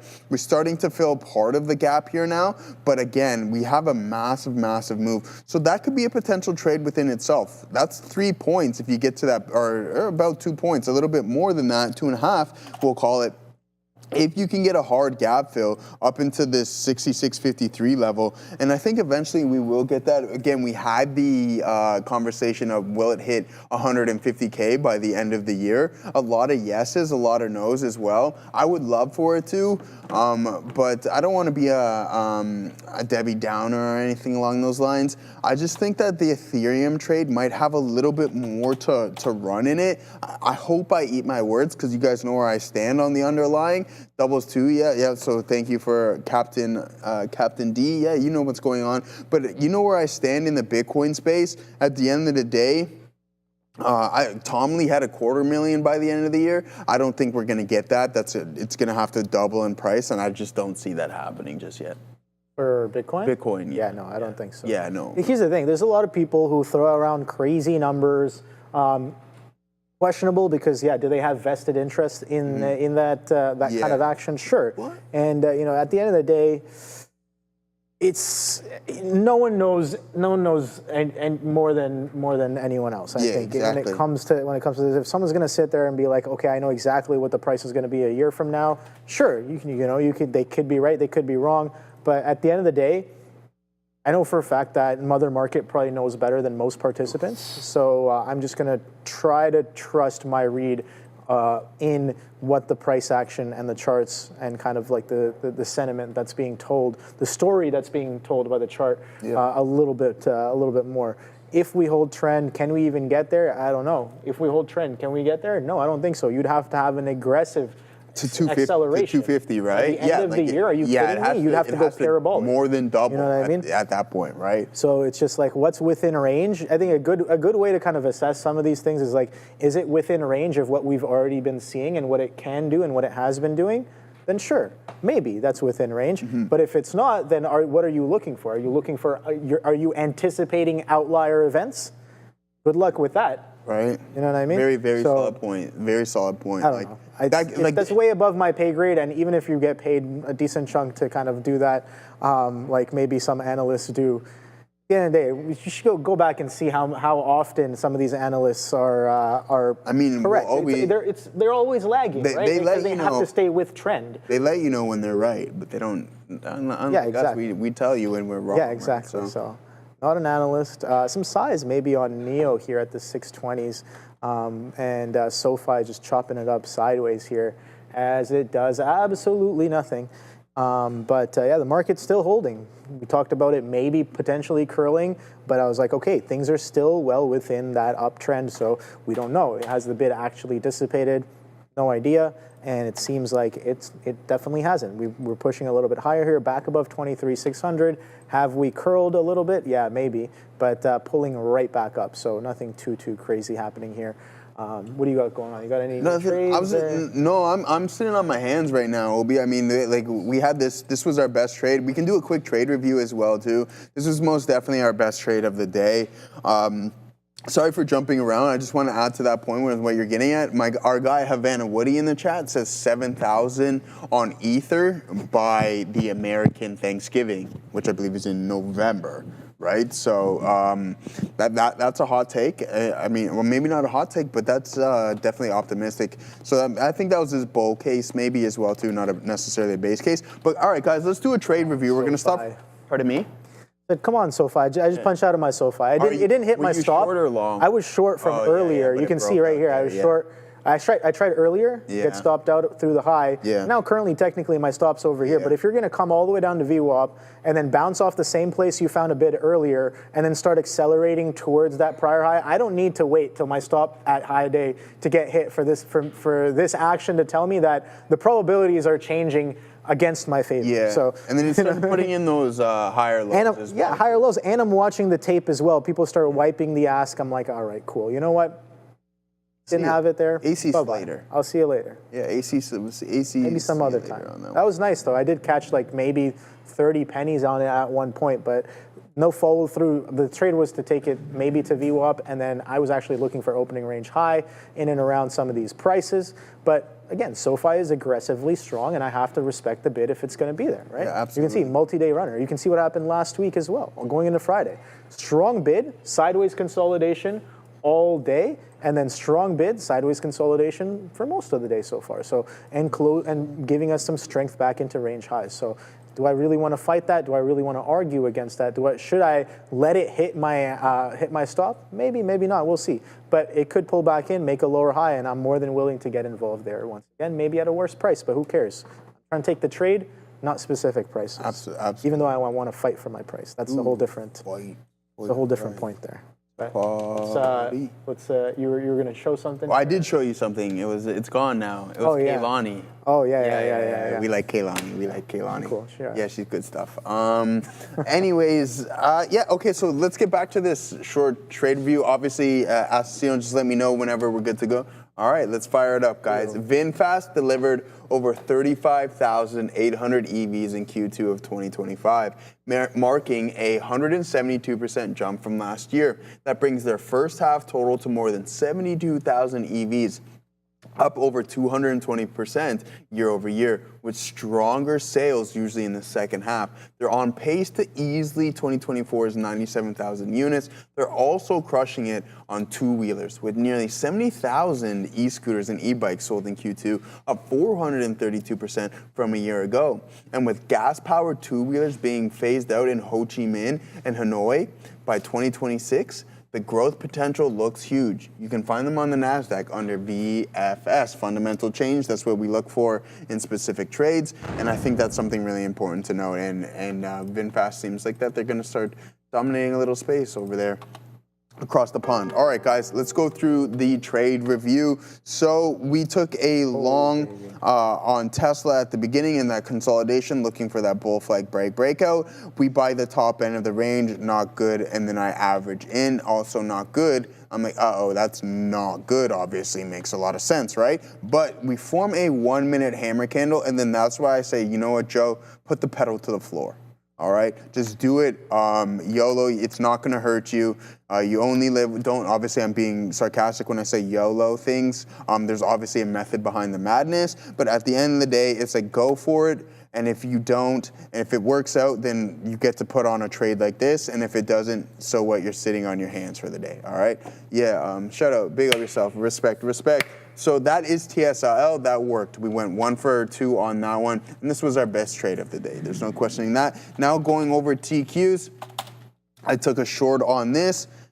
And I abandoned that thesis extremely quick as soon as that high of the day broke. And I thought we were going to form a double top right here with a liquidity grab. So that's why I played the break of the support level, but we didn't get it. Didn't pay enough attention to the volume profile. It wasn't supporting that, but good thing to note, we just get out. So we did take a loss on that one. So right now we are 1 for 3 on trades. Okay, so we have one winner and 2 losers, all right? So that's TQQ. And then let's pull up pin duo. And now we're going to go 1 for 4 here, right? So this is essentially what it is. I try the long, the continuation doesn't go at the break of this. And thank God we got out of that one. So that's 1 for 4. I'm shooting at 25% accuracy at this point, right? Kind of going in reverse order, but it is what it is. The numbers are the numbers, okay? And then now with open, we get a nice little small win on that one. So now we're 2 for 5. And then IBIT. We go 1 for 2 on that one. So now we are essentially 4 for 7 on this trade. So still shooting a positive, my accuracy is slightly down, but we're still positive on the day considering. And then Ethereum, ETHA. That was a pretty, oops, why would I want that one?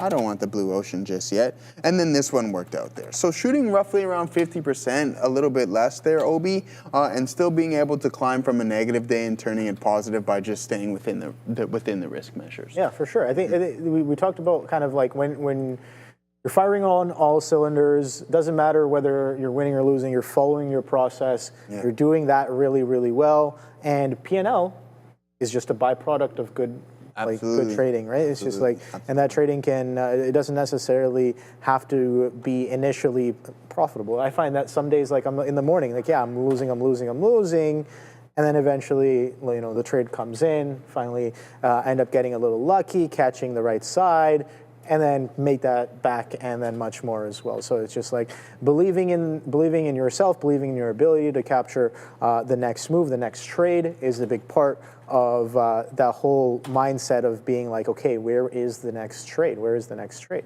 right? And we kind of talked about that earlier on in the session as well. Absolutely. So not really anything much else going on here. I'm looking at NVIDIA. I was just like, okay, well, are sellers now coming into the market? I even messaged in the chat. I was like, is it time for a reversion? Are sellers coming in? Definitely maybe not on SoFi right now, but let's take a look at something like NVIDIA. Oh boy, look at that. I just drew that line in and I'm like, all right, trend did break, technically, right? And then now we're getting some aggressive selling coming down. But yeah, I mean, the risk is to high a day, 181.90s. We're trading just below 181s now, 180.98s as of right now with the market taking a little bit of a pullback here. So let's take a look at some of the other names that were pretty strong on the day as well. So Apple, still holding VWAP. We kind of talked about that VWAP, and Microsoft was holding VWAP really well as well. Let's see if that's giving it up. Not yet. Tesla, oh boy. Tesla doesn't care, man. Tesla absolutely doesn't care. Tesla's like, I want that 350 and I'm going to get it. And maybe it's going to get it today. It's not that far away. A little bit of a push, and especially going into the last couple of hours of the trading day, if we're going to continue to this aggressive push, then I'm going to be like, all right, do we squeeze or push even more aggressively into the close? Do we get past that 350? Are we finally opening up? Hey, yo, there's some fresh lows on NIO. Are we opening up through that windup and compression of price? Is that finally being released and released to the upside? Because again, bigger picture on Tesla, I know there's a lot of perma bears on Tesla. I know. I wonder if Bill Gates still holds a net short position on Tesla. But on Tesla, yeah. It's always been interesting because he's a pretty smart guy. I would assume. I would say so. Yeah. And then rolling puts on Tesla. I don't know if that's the play to be. Is that what he was doing? I think he was just very bearish. I don't know what his positions are. Don't quote me, but I know he was very bearish on the Tesla move there. But yeah, Tesla's kind of, the price action will speak for itself. A lot of people argue, we were talking about this last week as well, a lot of people argue that Tesla is just a car company. I say no. I think Tesla is an energy company. You can look at their mission statement. Yep. It's all about energy and energy storage. So think about it this way. If they're and then the argument was that, oh, but their car sales don't make money. But what if that was never your goal in the first place? He obviously doesn't care that the cars don't make money. That's not the end goal there, right? I think honestly, the end. So they're doing robots.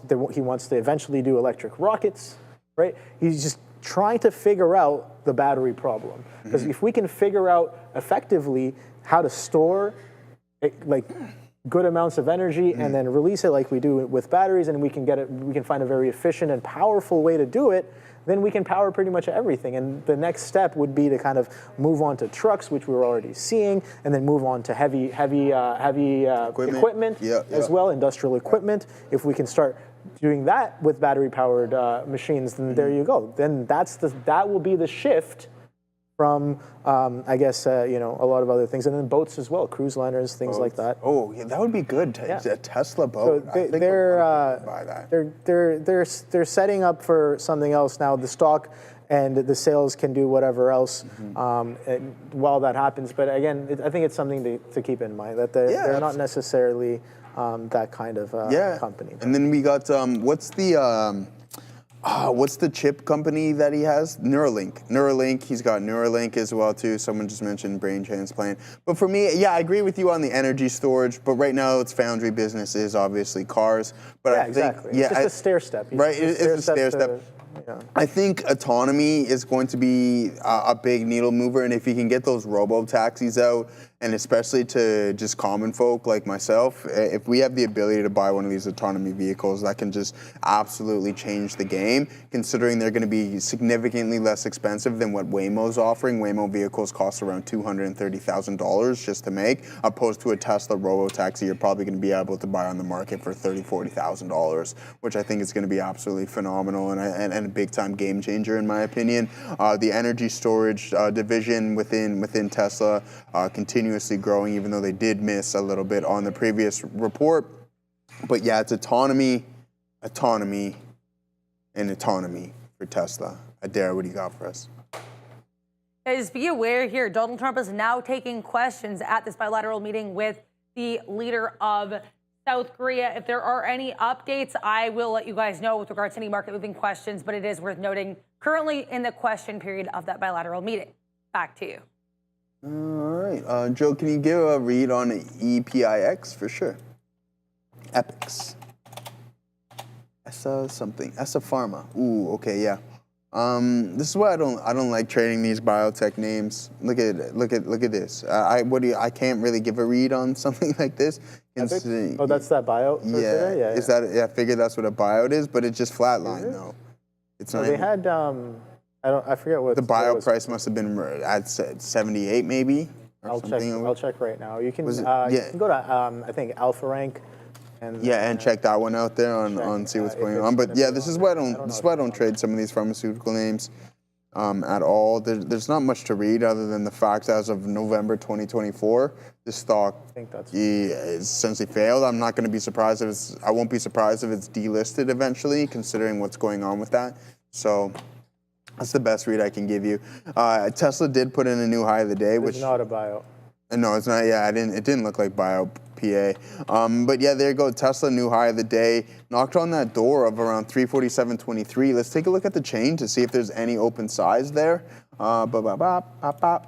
Just to see why we're rejecting that specific level. I mean, obviously, considering the run that we just experienced, I'm not surprised by that whatsoever. 27,500 contracts right at 350. Is that going to be the largest on this week's expiration cycle on the call side? Well, let's find out and take a look. So, 27,500 potential wall. Let's go find our max pain. That's going to be the highest level of OI up these strikes. It's definitely not going to be that high. So that might be it right there. So watch out for some potential cover rallies. 350, 27,000.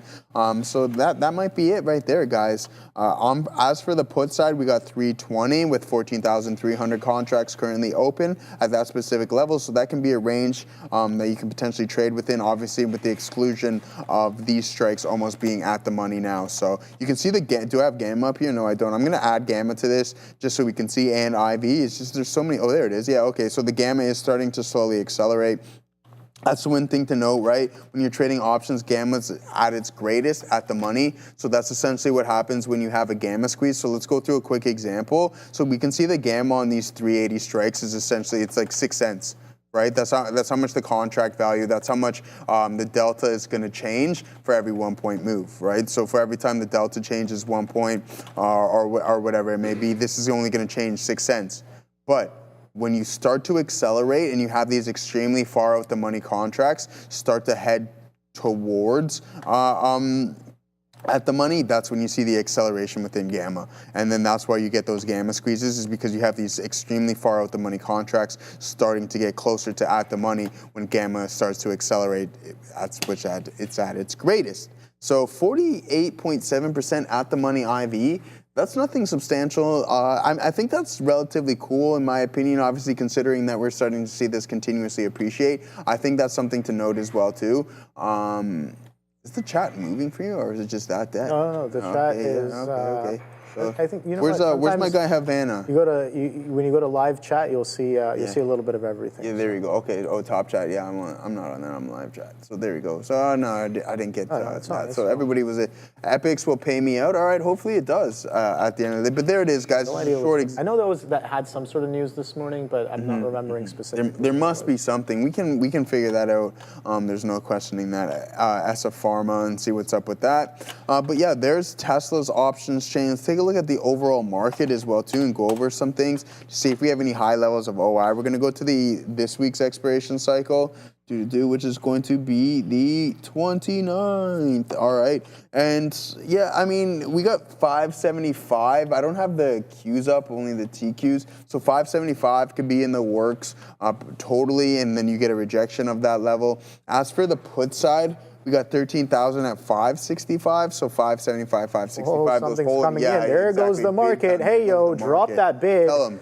Don't drop that bid that, I don't know. Don't drop that dunt. You remember that song? Yeah, that's what I'm saying. That's what I'm saying. That's what I'm going for. Yeah. Well, the market definitely dropping that dunt right now to the downside. And oh boy.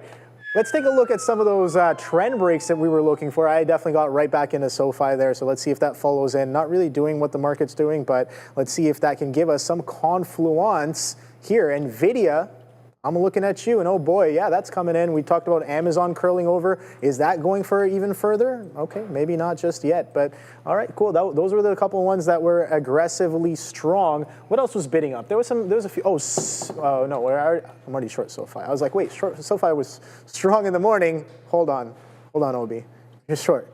Relax, you're in the trade. What else? What else did we have? Open door. Okay, yeah, open. Again, not really doing what the market's doing, but it seems like still holding that consolidation high. Let me know in the chat. What else was aggressive? I know Palantir already had its bit of a reversion there to the upside. Okay, so that's coming in. So here's the thing. We've already done a lot of selling on Palantir today. Let's see if more selling will come in with this market flush, or do the bids step right back up, right? We don't know. We'll see. Seems like closing of this candle right here. How much time do we got to close on this 15-minute chart? We got about 8 minutes, guys. All right, so 8 minutes to close on this 15-minute chart. Let's see if there's going to be follow through. That's what I'm looking for. Let me know what you guys are trading in the chat. Close some long saying Rusty Dutch. The flush may be poised for some, I guess, decision making when you get a strong flush in the market like that. Let's see if things follow through. Not really seeing that. Oh yeah, Tesla. Of course, Tesla was a little bit of a bit. The market Tesla does not care. Tesla does not care. Tesla is $3 away from now that 350. So Tesla doesn't care. Oh boy. Whatsoever. Oh boy, indeed. What do you got? You're still working on that. See, yeah, no reason to sell that Tesla still. I'm out of it. I got all out by accident, to be honest with you. But it is what it is. I'm not going to complain. Quick red to green on that one there. OB. Yeah, so Party P, let's take a look at what you mentioned here. The expected move on NVDA coming this week. And we're going to pull up our expected move. Oops. Options AI. I don't know. It's just that's just the website name. I can't really tell you much about it.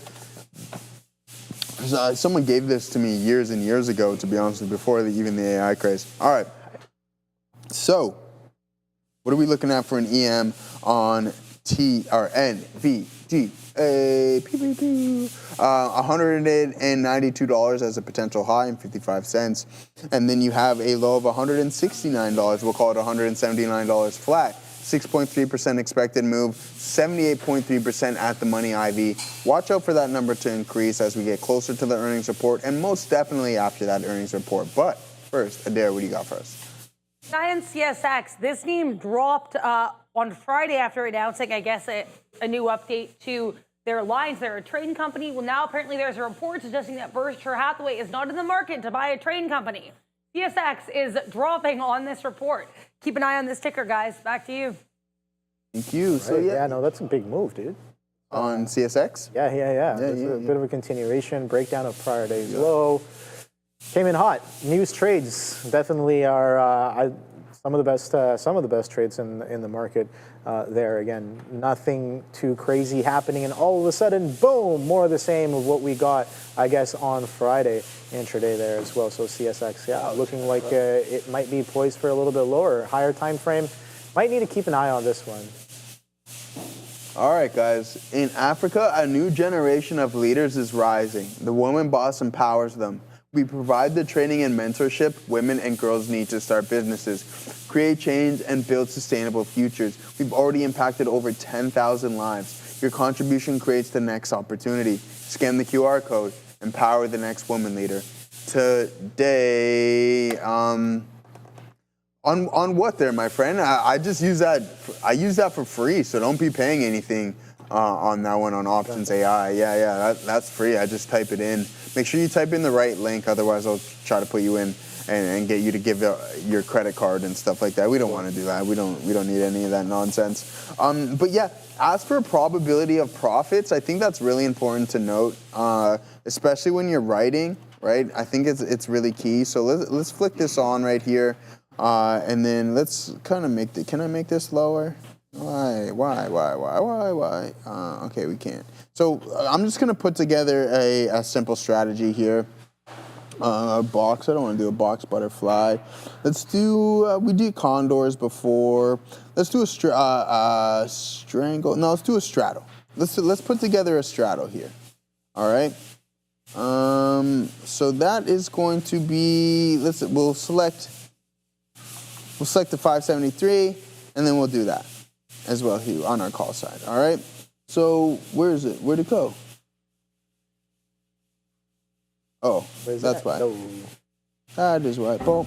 Okay, we'll pop. Yeah, I know. I'm sorry, guys. I'm sorry. I apologize. Hit the dunce for sure, and then we'll hit this here. All right. So let's pull up our profile on this here, and take a look at the probability of profit, and that's going to be, and that's on the Qs, which is surprisingly high. Right, but this is essentially what a probability of profit is. It will tell you the percentage metric of what the chances of these contracts expiring somewhat in the money, and you have the ability to extract the full potential return. So it's essentially infinite here, and then a max loss of $853. So essentially what a straddle is just two at the money of the same strike. This is something that earnings reports traders, options traders tend to do, is that it's like, hey, I'm looking for this to exceed the expected move. Let me buy this at the money call. Let me buy this at the money put. And then let's see which one can outweigh the other. Obviously, if you stay within that expected move, you're going to have a bad time. But at the end of the day, a 42% chance of that, and it's going to update here momentarily, as you can see. But then it's also really good for writing options as well, too. I mentioned that. So when you correlate your pop, we'll call it, and then also your deltas, that's going to add a lot of conviction and also a percentage metric of probability of you having the ability to extract money or those contracts to expire worthless. So for Party P, what you're asking, I use my delta, I use my at the money IV, I'll take a look at options AI, but the probability of profit is extremely, extremely important to note as well too there, Obi. Yeah. Definitely, good stuff there. Thank you very much, Joe, for that. Market pulled back pretty aggressively, just as aggressively as we flushed. We pulled right back up, so I definitely lightened up a little bit. I got out of the SoFi because I'm like, this is just chopping and churning that 26 way too aggressively. I was looking for it to continue through that 26 and maybe that double bottom through 25.95 almost right away. If we're going to take a little bit longer, then that's kind of not the time frame I'm looking at for the trade to kind of work. So why should I really, wait any longer there on that one? So being patient, sure, it could come in. I could be very wrong on the timing. That happens a lot. But again, willing to take the next trade. That's what I'm waiting for here. And this NIO is starting to get a little bit interesting. Bit of a bid showing up. So maybe I gotta, just start removing some liquidity maybe here at the same time. So we'll see. That worked out pretty nicely.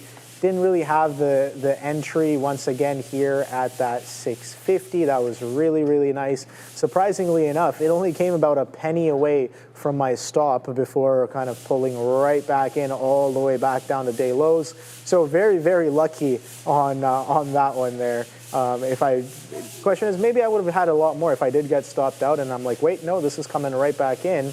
But it is what it is. Retrospect, reflection is for after the market close. Let's see what we have with some breaking news, maybe potentially with ADR. Yeah, we have Donald Trump here talking about China, saying that, quote, we have to get the magnets from China. If they don't give us magnets, we'll charge them like 200% tariffs or something. But I don't think we'll have that issue. So yeah, Donald Trump casually talking here about potentially large, very large tariffs here for China should, and again, he said roughly, 200%. China. Should these, I guess these magnet deals not be made, but again, he doesn't think that'll be an issue. Just be aware here, China being discussed. Back to you. Yeah, thanks for that, Adair. 200%. Yeah, watch what the market does after that. It's not going to be good news, regardless of whatever rate cut you get. 200% on China is probably going to be pretty bad. So, yeah. What is Palantir up to? I was talking about, someone asked me in the chat if I'll be trading NVDA earnings. I won't be. I mentioned that I'm pretty sized up in this Ethereum trade. I got a little cash on the side of my swing account, that is, but I want to grab something else, to be honest with you, and that's I'm really looking at Palantir. Volatility is in this name, but if you had the ability to grab anywhere around those lows today, you're up to $158. We talked about the 25% haircut experience from peak to trough, and this hammer candle with the volume. With that being said, I'm just kind of talking myself into the trade. And I was also thinking about somewhat leveraging the system using PLTU. But the thing is, though, obviously, it's 2x now, so it goes up from 114 all the way down to $62, a 50% haircut. You can't have any long-term or even short-term downside against you, because then you just need it to double in price to essentially catch up with where it just started at. So for me personally, I might have to go with the actual underlying here. And I don't want to grab a contract as well too, because that's just not what the risk I'm looking to put on. Grab 50, 60 shares of this and look for a couple point bounce on it. I think that's kind of going to be the objective, considering this is a high probability, high conviction setup, especially if we continue to hold these 142 lows there, Obi. Yeah, I think, Palantir. Let's see if that bid shows up again. I think that's the main question happening there. Is like, are we finally seeing a top on Palantir? Last week there were a few days where the market sold off aggressively. Some stocks have recovered to their highs. Some stocks are doing perfectly fine, and then some are taking a little bit of a breather because they've already been aggressively strong for a majority of the year. And Palantir is a great example of that here. People in the chat talking about open door, aggressive selling coming in here on open door. So yeah, break of trend coming back into VWAP right here on open door. So there's the short coming in. So shout out to any shorts who were holding, and shout out to all the longs and from the morning session that kind of got a decent move there, almost 80 pennies off of that $5 hold. Breakout of opening range, kind of never really looked back. Held up the bid for over multiple hours, and then finally catching some selling there back down into VWAP. So beautiful reversion happening on that one there as of right now. So let's see, where is the next trade? People still talking about Palantir. I guess, yeah, Palantir and Open. The volume leaders, oh my God, there is straight quadrunk to VWAP. We were just talking about this. Straight quadrunk to VWAP there. So yeah, sellers definitely coming in. Let's see if this market can give us some more selling as well as we print this 15-minute candle. And oh boy, what a, oof. Sometimes you just got to be open to risking off the highs there. The consolidation was starting to slow down a little bit as well. And a multi-day runner, maybe, we'll see. Next trade. All right, so NIO, man, I was sitting on the bid, and you're not even going to take me on the bid. For the past 5 minutes, well, there, now as I say that, the bid's getting hit. I was going to be like, for the past 5 minutes, nobody was hitting the bid. It was all straight mids and ask, and now finally we're getting some prints on the bid here on NIO. So interesting stuff. There's a bit of a I guess seller that was stepping it down that I liked. And then that seller just got, I guess, chewed through a little bit there. Maybe some size showing up on 621s on NIO as well. So no idea whether that's going to come in. Whoa, man, Open Door is getting blasted. So something's definitely going on here. Increasing volume, just slap to the downside for the past 9 minutes almost.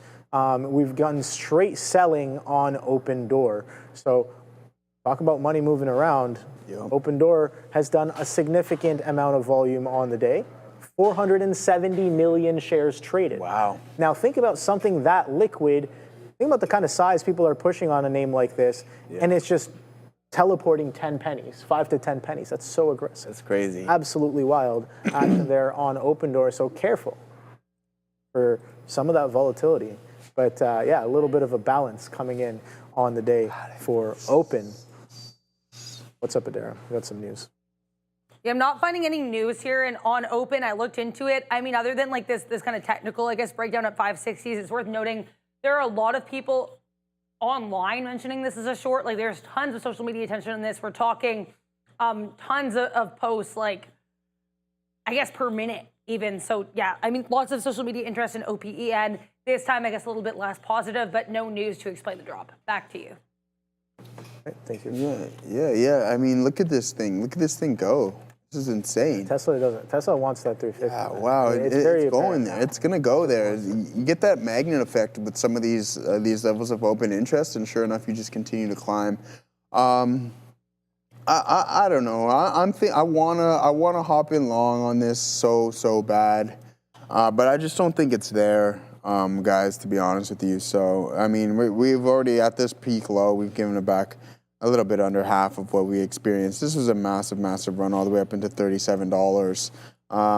So at the end of the day, we don't want to force anything, right? Like, we have a lot of signals that say that we were going to continue. That was a nice print right there, and then you just get that inverted right at this previous gap down low open, and then you reject that essentially to the penny. So to say that Wall Street doesn't have influence on these crypto names anymore is just not true, because that's not a coincidence. And then we obviously know with option hedging and everything along those lines, heavily influenced now. So, I mean, could get a base there. Oh, okay, I like that. Maybe we like that there a little bit there, OB.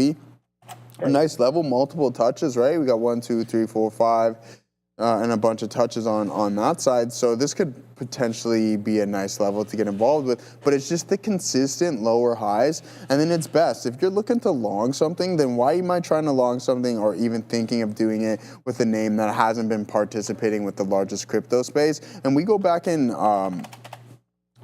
take a look at Bitcoin, considering get that hammer candle, but it's grinding higher, relatively stronger than what we're experiencing in Ethereum, as well as these higher lows as well too, all right? So that's something positive, VWAP tracing, but it's kind of been a nothing burger. You have to really expand your chart and pay like 5-10 cents or so, whatever it may be on these names, and then sure enough, I think at some point we will get this gap fill. So that's what I'm keeping my eyes on. Shorts, I didn't get any. Okay, there was a good signal, but I'm just like, I didn't want to take another stab at it, considering we can get those just those all-day trenders, and then when you do, you're going against the grain, as Neil and Obi always refer to. Is that how deep is the pullback going to be? So at the end of the day, 90.54 is where we've touched on multiple occasions, and we can't break that. So you have, you can see all these 5-minute candles here, and then sure enough, you have multiple touches, and you get this pullback, but sure enough, it just wants to climb back higher again, and this is the overall market in the TQs. So yeah, like if let's see what Google. Okay, Google's coming back in a little bit, but let's take a look at Amazon. We haven't talked about Amazon. I know that's Amazon. I know that was Obi's favorite stock back in the day. Do you still have that T-shirt? Yeah, I still have the T-shirt. Yeah, it hangs in my room. Oh, you're hanging it up. Yeah, no, that's solid shirt. I should wear it someday. Yeah. For if Amazon rips, on the show. Just wear it the next day. What's that? If Amazon ever has like a monster day, just wear it. Yeah, exactly. I just wear it to celebrate some Amazon price action maybe one day. Absolutely. But, yeah, no. Thoughts on coin? Mine's too small for me these days. I put it in the dryer, and then that didn't work out too good there. Obi, thoughts on coin? I think coin will somewhat rebound. We talked about this before. You have these massive gap downs, and then now you have all this indecision along those lines. But if you take a look from that peak to this trough, you're down 34%. So that's bearish territory, big time bearish, about 14% or so. But now you're holding this level relatively well, and you can see we have multiple touches across the board on it.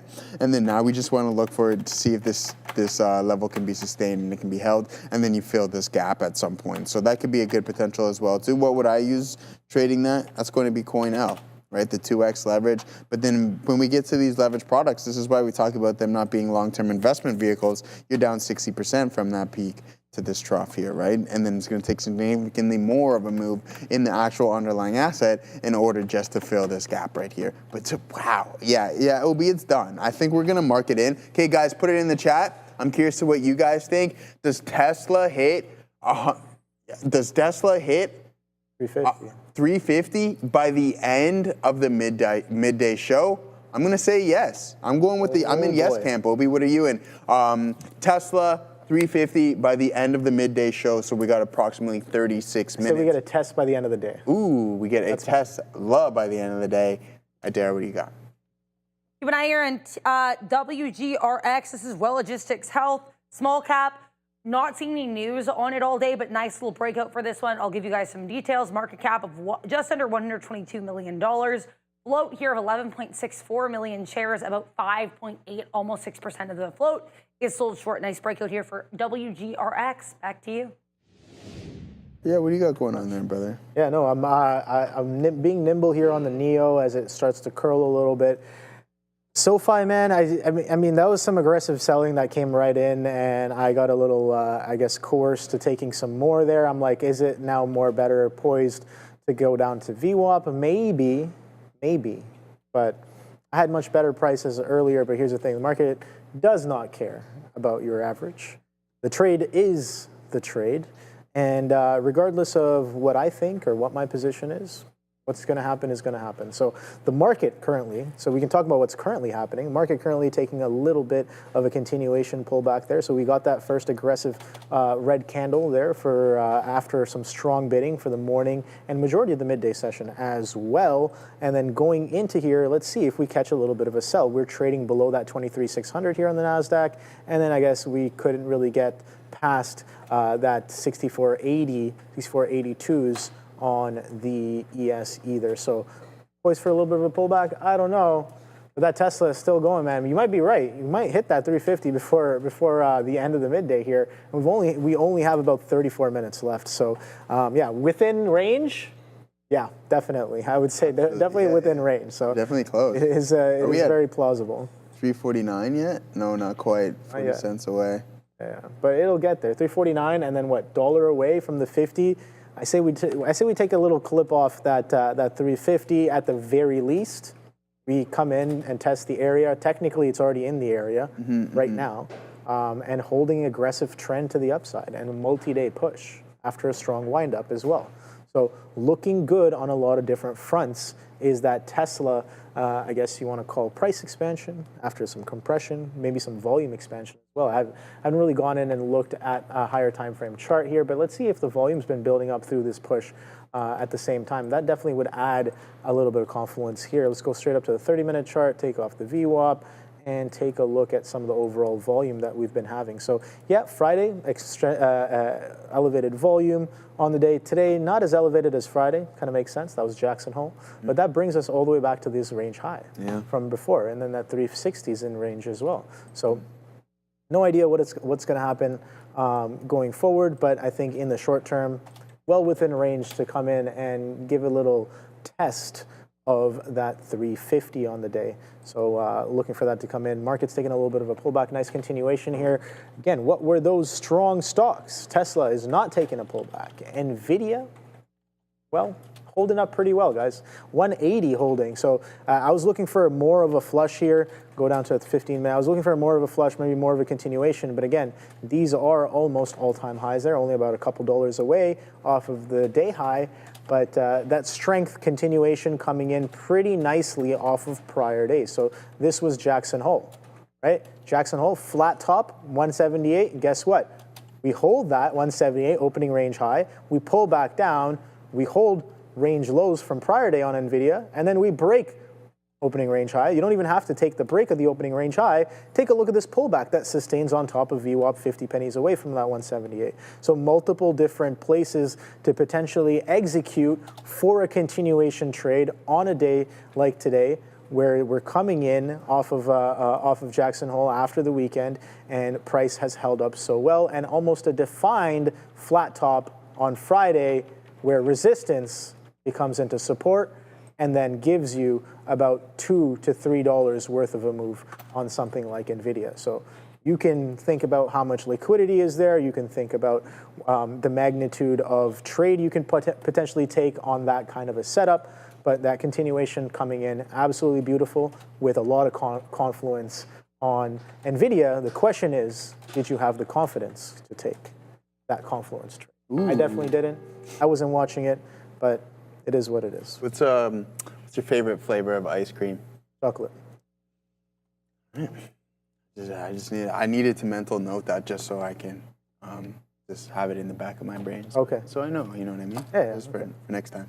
All right. We're just messing. What's your favorite ice cream? Oh, wow. Oh, wow. Yeah, who said that? What? What do you Who said that? That is crazy. Oh my God. How did you know? How did you know? Salted caramel? Ruby berry or salted caramel. I was stuck between strawberry and salted caramel. How did you know? Cream? Strawberry ice cream is before I discovered. I like mango ice cream. You like what? Mango ice cream. Mango ice cream? Yeah, it's all right. I like mango sorbet. Yeah. That stuff's good. But before I discovered salted caramel, strawberry ice cream was my favorite. There's no questioning that. I was all about the strawberry. Gelato is good. Gelato's dope. Yeah, Gelato's good. Rum and raisin. That's another good one there. Neil. I like the Ferrero gelatos. Yeah, they're good. They're not bad. Yeah, so salted caramel is up there. I don't like mint. Mint, yeah, I don't like mint. No. I don't It's know why. horrible. Milk should not be paired with chocolate. Period. Milk should not be? Mint. Oh, I was okay. I was saying it's a point. Oh. Milk definitely. Yeah. Milk chocolate. No, but mint, absolutely, it should not be paired with ice cream, in my opinion. I just think it's a horrible taste. Ask me why there's this Namo bar ice cream sitting in my freezer when I don't eat that. Ask me why. It's there, and I will tell you. Which but one? well, the Nanaimo bar? Yeah, Namo bar ice cream. I don't know. Yeah. Horrible stuff. I think it's I like Nanaimo garbage, bars. man. Toothpaste flavored ice cream, exactly. Yeah. And now it's just gonna sit in the freezer forever. Then ask me who bought it, and I'll tell you that one as well too. And it wasn't me. So there's only one other person who could have bought that stuff. Milo. It was Milo, yeah, exactly. Come on. Guy, man, he's just breaking my wallet these days, Obi. I don't know what's up with that guy, but no, in all seriousness, Ethereum. Let's go actually over some of the top. Rocky Road, I like Rocky Road. Rocky Road. See, when you get into like the bubble gums and the cotton candy style ice cream, it's not me. I don't think that stuff is good whatsoever. I know that may get some people upset, but unfortunately, I can't please everybody, right? So, that's how it is. Wow, INTC, guys. What's happening there? How many shares, without looking at it, Obi, how many shares do you think INTC is traded on the day? 50 million. 111 million. Oh, yes, boy. 111 million. And then my NVDA sitting in that second spot with 107 million. And mind you, these are all stocks over $10, right? And have a certain amount of market cap. TSLA, 99 million. SoFi with 69 million. And Palantir sitting in that fifth spot with 65.8 million shares traded on the day. But one thing that we also haven't done here, let me pull up it for us, is look at the top performing sectors from a percentage metric. And we'll take a look at that right now to see what we got going on. And, so we got a lot of red ones today, but leading the way is the communication service. We're going to take a look at Google and Meta here momentarily, up about 0.4%, energy sector, 1/4, and then Technologia up about 1/5 as well. To consumer discretionary sitting in that 4th place, up about 1/10. But the rest of the sectors are red here today, guys. Utilities in that 3rd last place, down 0.75%. And then we have the healthcare sector down about 1 1/5. But then also the consumer staples, does that mean that Walmart is getting schlacked again? Down 1 1/5 as well too. We're gonna take a look at some of these big names in the top. So we'll go through I know you have your sector ETFs, but let's go over some of the top names in them. So I'm gonna hold this up here, and then we're gonna also pull up some of the names to see why we're performing like that. So we're gonna start from the bottom because I'm really curious as to why the staples is in dead last, all right? So let's go with the big boy himself, and that's gonna be Costco. Costco not looking too good on the 5-minute there, Obi, pulling back, and I'm pretty sure we did hit 1100 at one point, just closely, but starting to consolidate. You cannot complain about this price action whatsoever. You literally go on over a 2-year bull run, right? This is insane. Even longer, if you wanna find out where we based. So this run from March of 23 to February of 25 is just a stock trade, a stock investor's dream. That is some beautiful stuff. So Costco slightly red on the day. And then let's take a look at Walmart. Walmart breaking through some key levels as well. Looking slightly bearish on a phenomenal report. Sharif brought you this. So you are such a me person, you do... I would definitely disagree with that. Anyways, all right, have a good day. And there it is, Walmart starting to break down a little bit. And watch out for this potential move right here. If you head into that zone, then you'll be able to maybe find some lower prices, especially if it breaks that support. Now, let's take a look at the communication service. It's going to start with Google continuing to climb higher and putting in a new high of the day. So, yeah, not too bad, not too bad. And I mentioned this from before, is that you want to be able to identify names that have high levels of cash flow and then just have strong catalysts. Obviously, the Meta deal is extremely positive for it as well, to buying into Google Cloud. And I'd have to disagree. I'm a hockey guy, so it's always we. I don't really find that that's the case. But anyways, Meta starting to climb higher as well, too, bouncing off some 735 lows with a all-time high of around 796 there, Obi. Yes, sir. All right. So, market continuing to sell off here. So, I don't know how much time is left on this 15-minute candle. Okay, we got I guess we just started, so 10 minutes left. On this current 15-minute candle, you can see back-to-back jacks on the ES and the Nasdaq. But guys, listen up. First month, free. That's right, we're waiving fees. Trade smarter, not harder. Upgrade to Elite. Analyze, strategize, capitalize. Our platform, it is everything. Infinite data, instant trading, lightning fast market insights, game-changing charts, predict with backtesting, reliable real-time data, global markets at your fingertips. It's an all-in-one platform. So don't miss out. Execute your best trades now. Ready to elevate your trading? Scan the QR code or check the link in the description below. Check out our friends at East. They've been around for quite a while. They have been. I mean, Sean talks about how he was using them when he first started joining the floor. It's crazy. You know what I mean? It's pretty crazy how versatile and the life of some of this software, and I'm sure they've gone through many improvements over the years, and I'm sure that Neil and Sean have much to say about that. I still see them using it to this day. So yeah, good stuff there.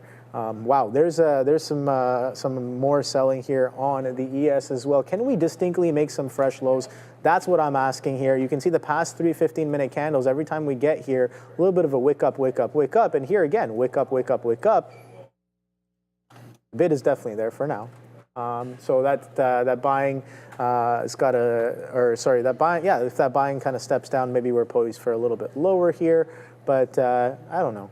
I'm looking for the next trade. What are you guys trading? Let's see. I do not think that means what you think. It means LOL jacks should be positive. Back-to-back jacks? Yeah, maybe.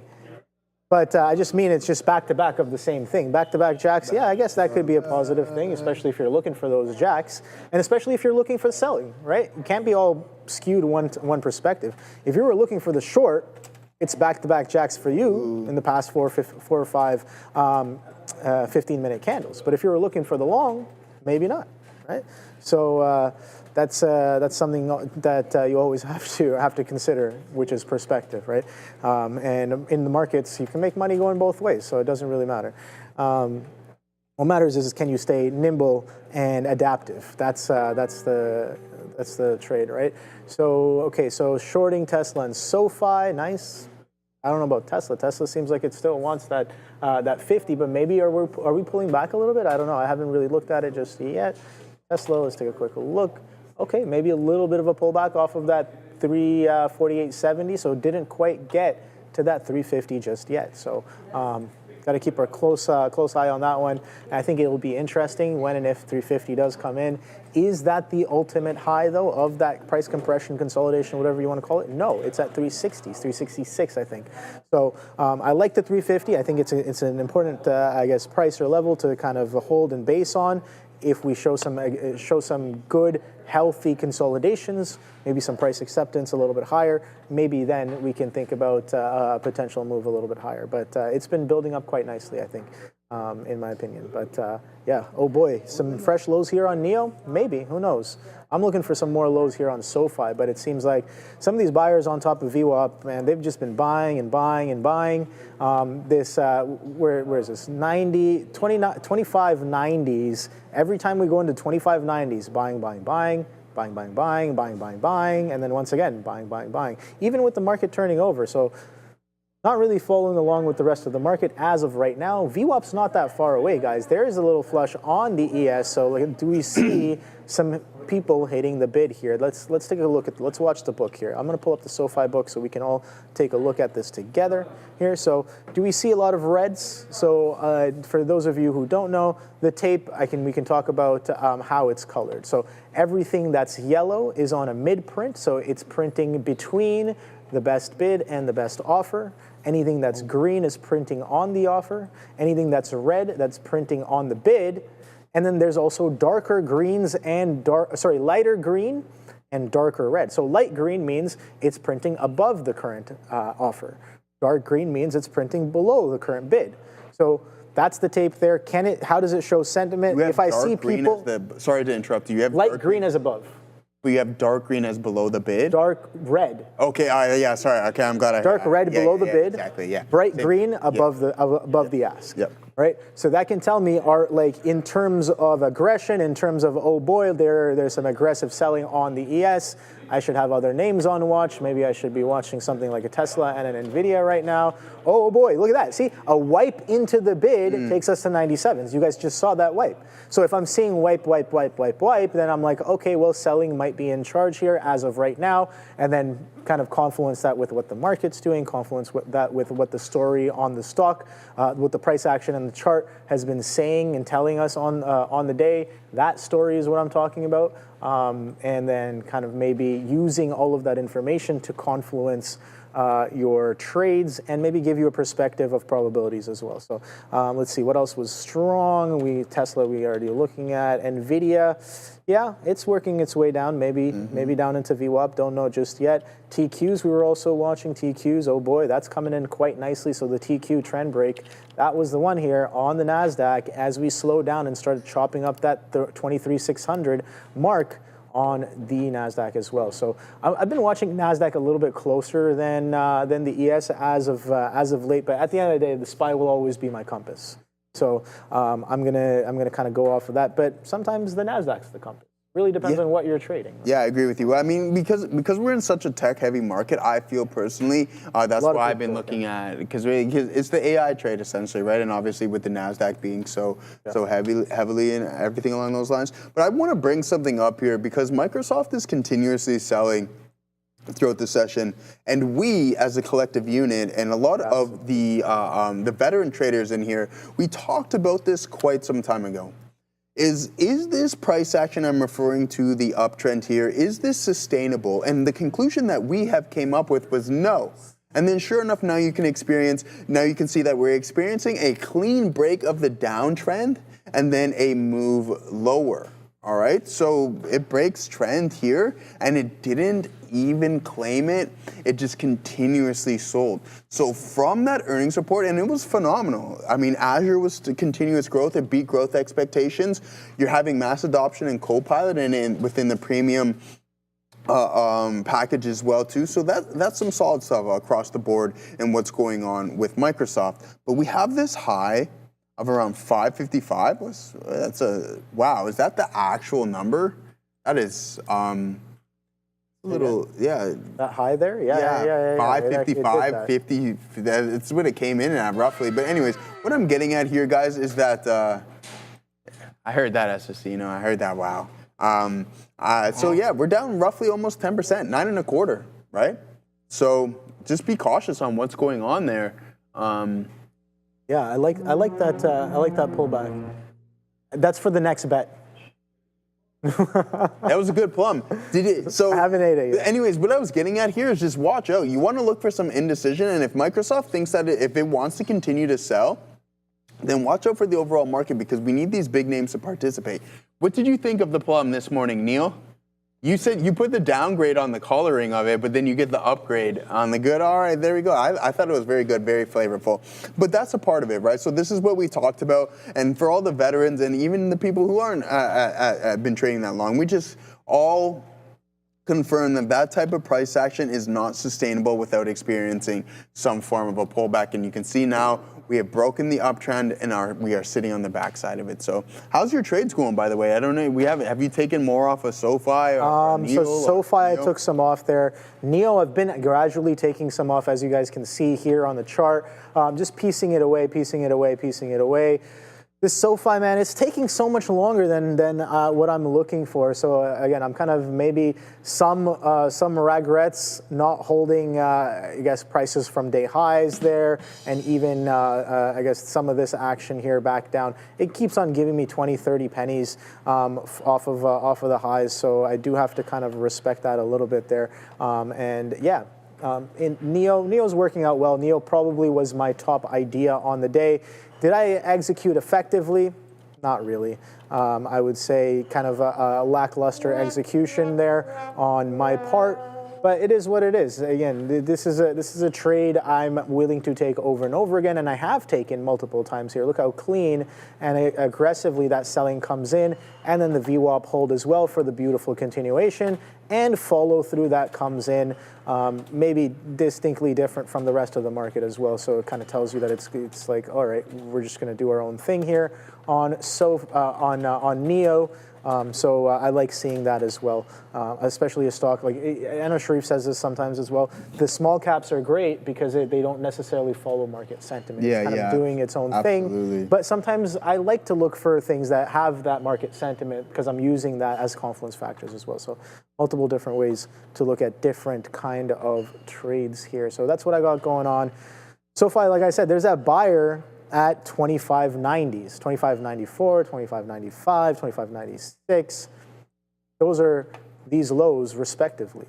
since this, and this. So we are building into it. If and when that buyer steps off, I'm going to be looking for, or steps down, I'm going to be looking for VWAP. That's 2580s, and that's not even that much. That's like 20 pennies away from where we are, and that's about roughly a measured move from the highs, I guess, if you take a look at this consolidation. So not really looking at anything too aggressive on a day like today. Can't forget, like, tomorrow is MSCI rebalance. And then we have NVIDIA earnings on Wednesday. Tomorrow? That's tomorrow. I thought it was. They're usually on Fridays. I thought. No, yeah, exactly, right? It's a little bit of a sneaky one. What's up on a with Tuesday, that? right? So so it happens. The Tuesday MSCI rebalance happening tomorrow, and then earnings for NVIDIA on Wednesday after hours. So I think it's a good week to kind of chill out and really push into I guess trades when and if they show up for these big events. And Jeep Limited saying, Obi, SoFi, thank you for the super chat. SoFi was added to MSCI index today. Yes, I'm aware that there's been some good point out some there. additions happening there. And SoFi, maybe I'm looking for that sell the news, right? We ran up into the ad, and maybe looking for a little bit of a pullback here on the day. No idea. The longs were definitely there while they were, because the long was pretty aggressive. You can see how aggressive that long was, all the way from 25s to 26s. So that's about $1 on a $25 ticker. So, decent a chunk of a move there. I don't know how much ATR is off the top, but it's looking good here. All right, so that bid's coming right back in. So I don't necessarily want to stay here for very, very long. Where's the next trade, guys? That's what I'm looking for. Only about 12 minutes left on the show, and I'll see you just on the other side as well. So you're putting in a shift today. Yeah, double shift. Double shift, man. Way to go. Way to go. As long as I'm trading, it's all one shift to me. It's right? all one shift, man. It's all one shift. So it's a wake up to go to sleep. That's what it is. That's the shift. Yeah. Oh, is that what? Wake up to go to sleep, right? That's what you just wake up to sleep. It's like people say, it's a 9 to 5, it's a morning to what? No, it's an eyes open to eyes closed. That's how the hours work around here. So. Yeah. That's crazy. How it should be. That's how. Yeah, I mean, that's the life of a trader. Let's take a look at. Serious. You got to be that way. You got to be about it, man. There's no 1 foot in, 1 foot out. But speaking of that, like at the beginning of the journey, it was like I was doing a lot of work. I mean, I was trading sessions, I was reading, studying, and then I was also running replay as well too. And I did that for about 3 years, or 2.5, 3 years, and you do get a little burnt out. Yeah, you got to balance a little bit. You got to balance a little bit, which I did not do. Again, you can go hard. It's good because it will get you ahead, but then eventually you're just like, I'm so tired. Like I just, the consistent work. It was like, so the thing is, before I started full-time trading, I was working as well too. For Bell, and I would go there, work all day, and then I would go home and I'd study and I'd run replay and practice and everything along those lines. And then once I started full time, it was just all day. I was just trying to run multiple sessions within the same day. So it's like I would trade throughout the day and then run yesterday's session again on replay and just watch all the tape and all the price action. And I did that for a long time. Remember when I used to walk around with my backpack and I had my binders full of... Yeah. I remember I was carrying that around. And then eventually I went digital, which was probably the smarter thing to do. Yeah, once we started using, I have stacks. Yeah, stacks of journals. Binders, man. Binders. Of just like journals I would fill out every day. And then we got Notion. Yeah. I hopped on the Notion, and then everything's pretty much been on Notion since then. And it's a good way to track your trades. I love Notion for a lot of. It changed the game for me. I think. Let me say that. It changed the game because I can search, I can track, I can kind of everything's very, very much accessible there with Notion. So I really, really like Notion, and I would recommend it. Any sort of, I know people use Evernote, any sort of like a digital format for tracking your trades, for writing your journals, tracking your setups as well. And yeah, it kind of really helps you compartmentalize and organize your ideas, what you've been doing. And the question is, how are you going to get better if you don't study what you're doing? Yeah, exactly. Right? You can study others, you can study textbooks all you want, but if you don't study yourself, that improvement is not really going to come in. That's not necessarily just for trading. Yeah, that's for everything in life. That's such a valid point, Obi, that you can read, sorry to interrupt you, but you can read as much as you want, and you can paper trade as much as you want, but as soon as real money is put on the line, you can throw all of that out the window for a little bit until you get the grasp of things. That's a little bit and then different. eventually you'll be able to catch up. But yeah, it's a little bit of a curve there. But and Neil kind of speaks on this often, where it's just like, all right, the best athletes, they like when they go for practice, you have to practice like you're playing for the game, right? Yeah. Like you're practicing for the game, like you're in the game. You got to give it your 100%. And I'm going to get out of 100% of my SoFi here as it bids right back up. All right, so thank you for that. I'm willing to take just under 10 pennies on that. That's fine. But so we'll let that one kind of do its thing. But yeah, no, you got to practice like you play, and I know there's that whole thing of like, people perform differently in live versus TMS or demo, and for sure, like I've found myself kind of doing that as well, and I really had to sit down and kind of started thinking about why that is, right? I think honestly, it's there because of that disconnect. You don't care, right? You don't necessarily care about the P&L. And again, that's why a lot of the times I'm not looking at my blotter. I'm not looking. So it's like you want to bring that mindset into live as well. So you can perform. Maybe you're performing really, really well because you're not worried about this, that, and the other. And that's how you should be trading. You should be only worried about finding the setup and executing the trade. And then after that, everything else is what it is. Yeah, exactly. Right? Everything else, like if you're punching out too early, that's on you. If you're punching out if you're punching in too early, that's on you. At the end of the day, you have to ask yourself, am I following the rules? And there it is, Dat Huang in the chat saying, train like you fight, fight like you train. Exactly, right? Exactly. Because if you're not appropriately training, when you get into the ring, you're getting sauced. Is that right or not? You're getting straight sauced. Sauced. So it's just like it's a same concept, and yeah, a lot of people have trouble kind of wrapping their head around, okay, well, can I just play the game? Can I just take the shot? At the end of the day, you can think of it like I don't really watch that many sports, but I definitely play a little bit of basketball. The net is there. You can still have a defender on you during practice. The net is the same. The ball is the same. You still have to do the same kind of mechanics and everything. It's just the game pressure that might make you act different. You have no idea. That's like crazy. If you can just wrap that around your head and just get over that, figure out effective ways to kind of desensitize yourself, then it's like, okay, well, that's a skill that takes some time. Train, definitely takes some time. But for the individuals who are talking about GoPro, this name is absolutely going insane. I mean, insane relative to what it is. We'll take a percentage metric right here. 25%, just like that on GoPro. And then someone mentioned that there's a lot of options activity on this one as well too. So let's pull up the chain to see what we got going on with GoPro. And then maybe we can correlate something. Maybe we can discover something that's going on, something that the book's not telling us. And then we just like, hey, we can base stuff off of that. So, okay, I'm not seeing anything. I'll show you guys what I'm seeing displayed. If you can repeat what you send me, I know it's all the way up there. I don't want to go through it, but you mentioned something about $2 million when the market cap's only 200 million or something along those lines. But as for open interest, I'm not seeing anything just yet on either side, really. But I guess considering $1.50 is substantial compared to everything else through these. And we only have strikes up to $4.05. So, and there's no bid or offer on anything north of $3. So, very, very curious to see what you guys are looking at on this one. But it is starting to squeeze. So, really, really good call up. April 17, 2026, $2 strike volume. Thank you.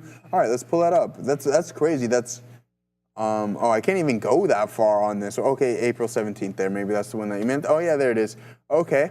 Volume. Oh, okay. Very, very interesting. I see what you're looking at now there, guys. Wow, that volume is substantial. Why all the way up to April 17, 2026? Let's go. Let's take a couple steps back as well. The volume, nothing. What is up with that? I have no idea what this is, but it's very intriguing to me. For the individuals who we're talking about, yeah, it's 2 million premium sell, 2 million call option with 200 million market cap. Yeah, that's very interesting stuff. Why is there so much volume right at that specific strike price, that $2 that expires on April 17, 2026? I noticed the options on Friday, a bunch of money poured in for September below 600 worth a look. 600? It's $2. It's 2 million premium. Would it be possible to talk about day trading and wash sales by any chance? Do you worry about them? And to be honest with you, B-balling, I don't. I just follow the price action in the tape, to be honest with you. That would be something that Obi and Sharif could touch on with you. I just try to stay narrow-minded. I'm a KISS guy, right? Keep it simple, blep. Because that's just how I am. It's the best for me. I can come up with all these data points and all this stuff, and it would just sound like essentially hieroglyphics. So I just try to keep everything as simple as possible, and I think a lot of traders can get behind that as well. You can. That's the thing about trading, is that you can make it as complex as you want, and then you can also make it as simplistic as you'd like as well too. So I'm more on the latter camp. I want to keep everything as simplistic as possible. All right. So yeah, that's very curious. Break it down to me. DM me on X as well at TraderTV Joseph to tell me what your breakdown and kind of what you're talking about there on these April 17, 2026 calls on GoPro there, Obi. Yeah, I literally, people started talking in the chat about GoPro. I pulled up the chart. You seen the chart? Going crazy. Yeah, absolutely crazy. Right it's up like 25%, 30%. I was gonna say this thing looks like it wants to go pro, but the price action. Nothing too crazy. Nothing too crazy when something randomly pops up 25% on a push like that. Absolutely wild there. So yeah, breaking news, man. I'm telling you, some of the sickest trades in this market are happening on the breaking news. Jackson Hole being one of them last week. Again, as soon as that report was out, oh boy, were the algos and pretty much everybody just on the on the bid and on the ask as well, just buying it all up. That was aggressive, and we got strong closes as well. So decent kind of move there. And again, GoPro with that news. And then what was that other one? CSX as well. That was an intraday news. Trade today, that's coming in pretty nicely, or it came in pretty nicely. Look at that continuation. It gave you multiple chances to get in even much lower because it was not done selling. And then finally, look at that bid kind of stepping up, maybe with some expanding volume as well off of those kind of muted lows. You can see here on the initial end of the move, long candles, consolidation, long candles, and look at that candle compression as well, as that selling maybe potentially starts to slow down, and then expansive green candles coming back up, maybe a little grind as well as, a little bit of expansion, but they're kind of steady. Boom, boom, boom, boom, back to the upside. So interesting stuff on that as of right now. INHD, Tom H in the chat is calling out. So INHD, let's take a quick look at that. Inno Holdings, do you even do volume? Yes, you do. 130 million almost traded on the day here. And what a chart, man. This thing, I guess, halted once already, halted as of right now as well. That looks like a bit of a halt. No, it's not. Never mind. That is not a halt. So yeah, still trading a little bit higher here. What is the short float on this one? I'm definitely curious. I don't have my thing up right now, but yeah. INHD. I usually go to Finviz for a quick look there. And let's see what INHD has. Inno Holdings, short float of 3.76%, so not that heavily shorted here on the day. Oh boy, what is that? Oh, okay, that's SoFi. Someone's wiping into the ask on SoFi. So you see that flurry. That's why I like the color coding of both the book and the tape, because it kind of activates the peripherals, right? I can see from the corner of my eye. I don't have to be staring down the specific charts and candles. You can see action come in to the book and the tape from your peripheries when you've kind of set up your station in a way that's conducive to how you trade. And I'm a very visual person. I like visual patterns. And when something's been happening out of the corner of my eye, and all of a sudden something changes, That's that distinct difference. That's that relative change, and that'll probably put that stock to my main screen more often than not. But oh boy, that INHD is ripping and pushing even higher as of right now. Right, we got some. That's it. Yeah, that's it, guys. Oh that boy. time. Yeah, that time. 2 o'clock already, 2 o'clock already, man. My God. Time flies when you're having fun. Thank you all very much for joining us and participating today throughout the chat, talking about a lot. You're gonna see me up there, and you're also gonna see Obi over there. Yep. But as for right now, it's the end of the midday, and thanks to our boy. Hey, take it easy, guys. See you soon. Thank you.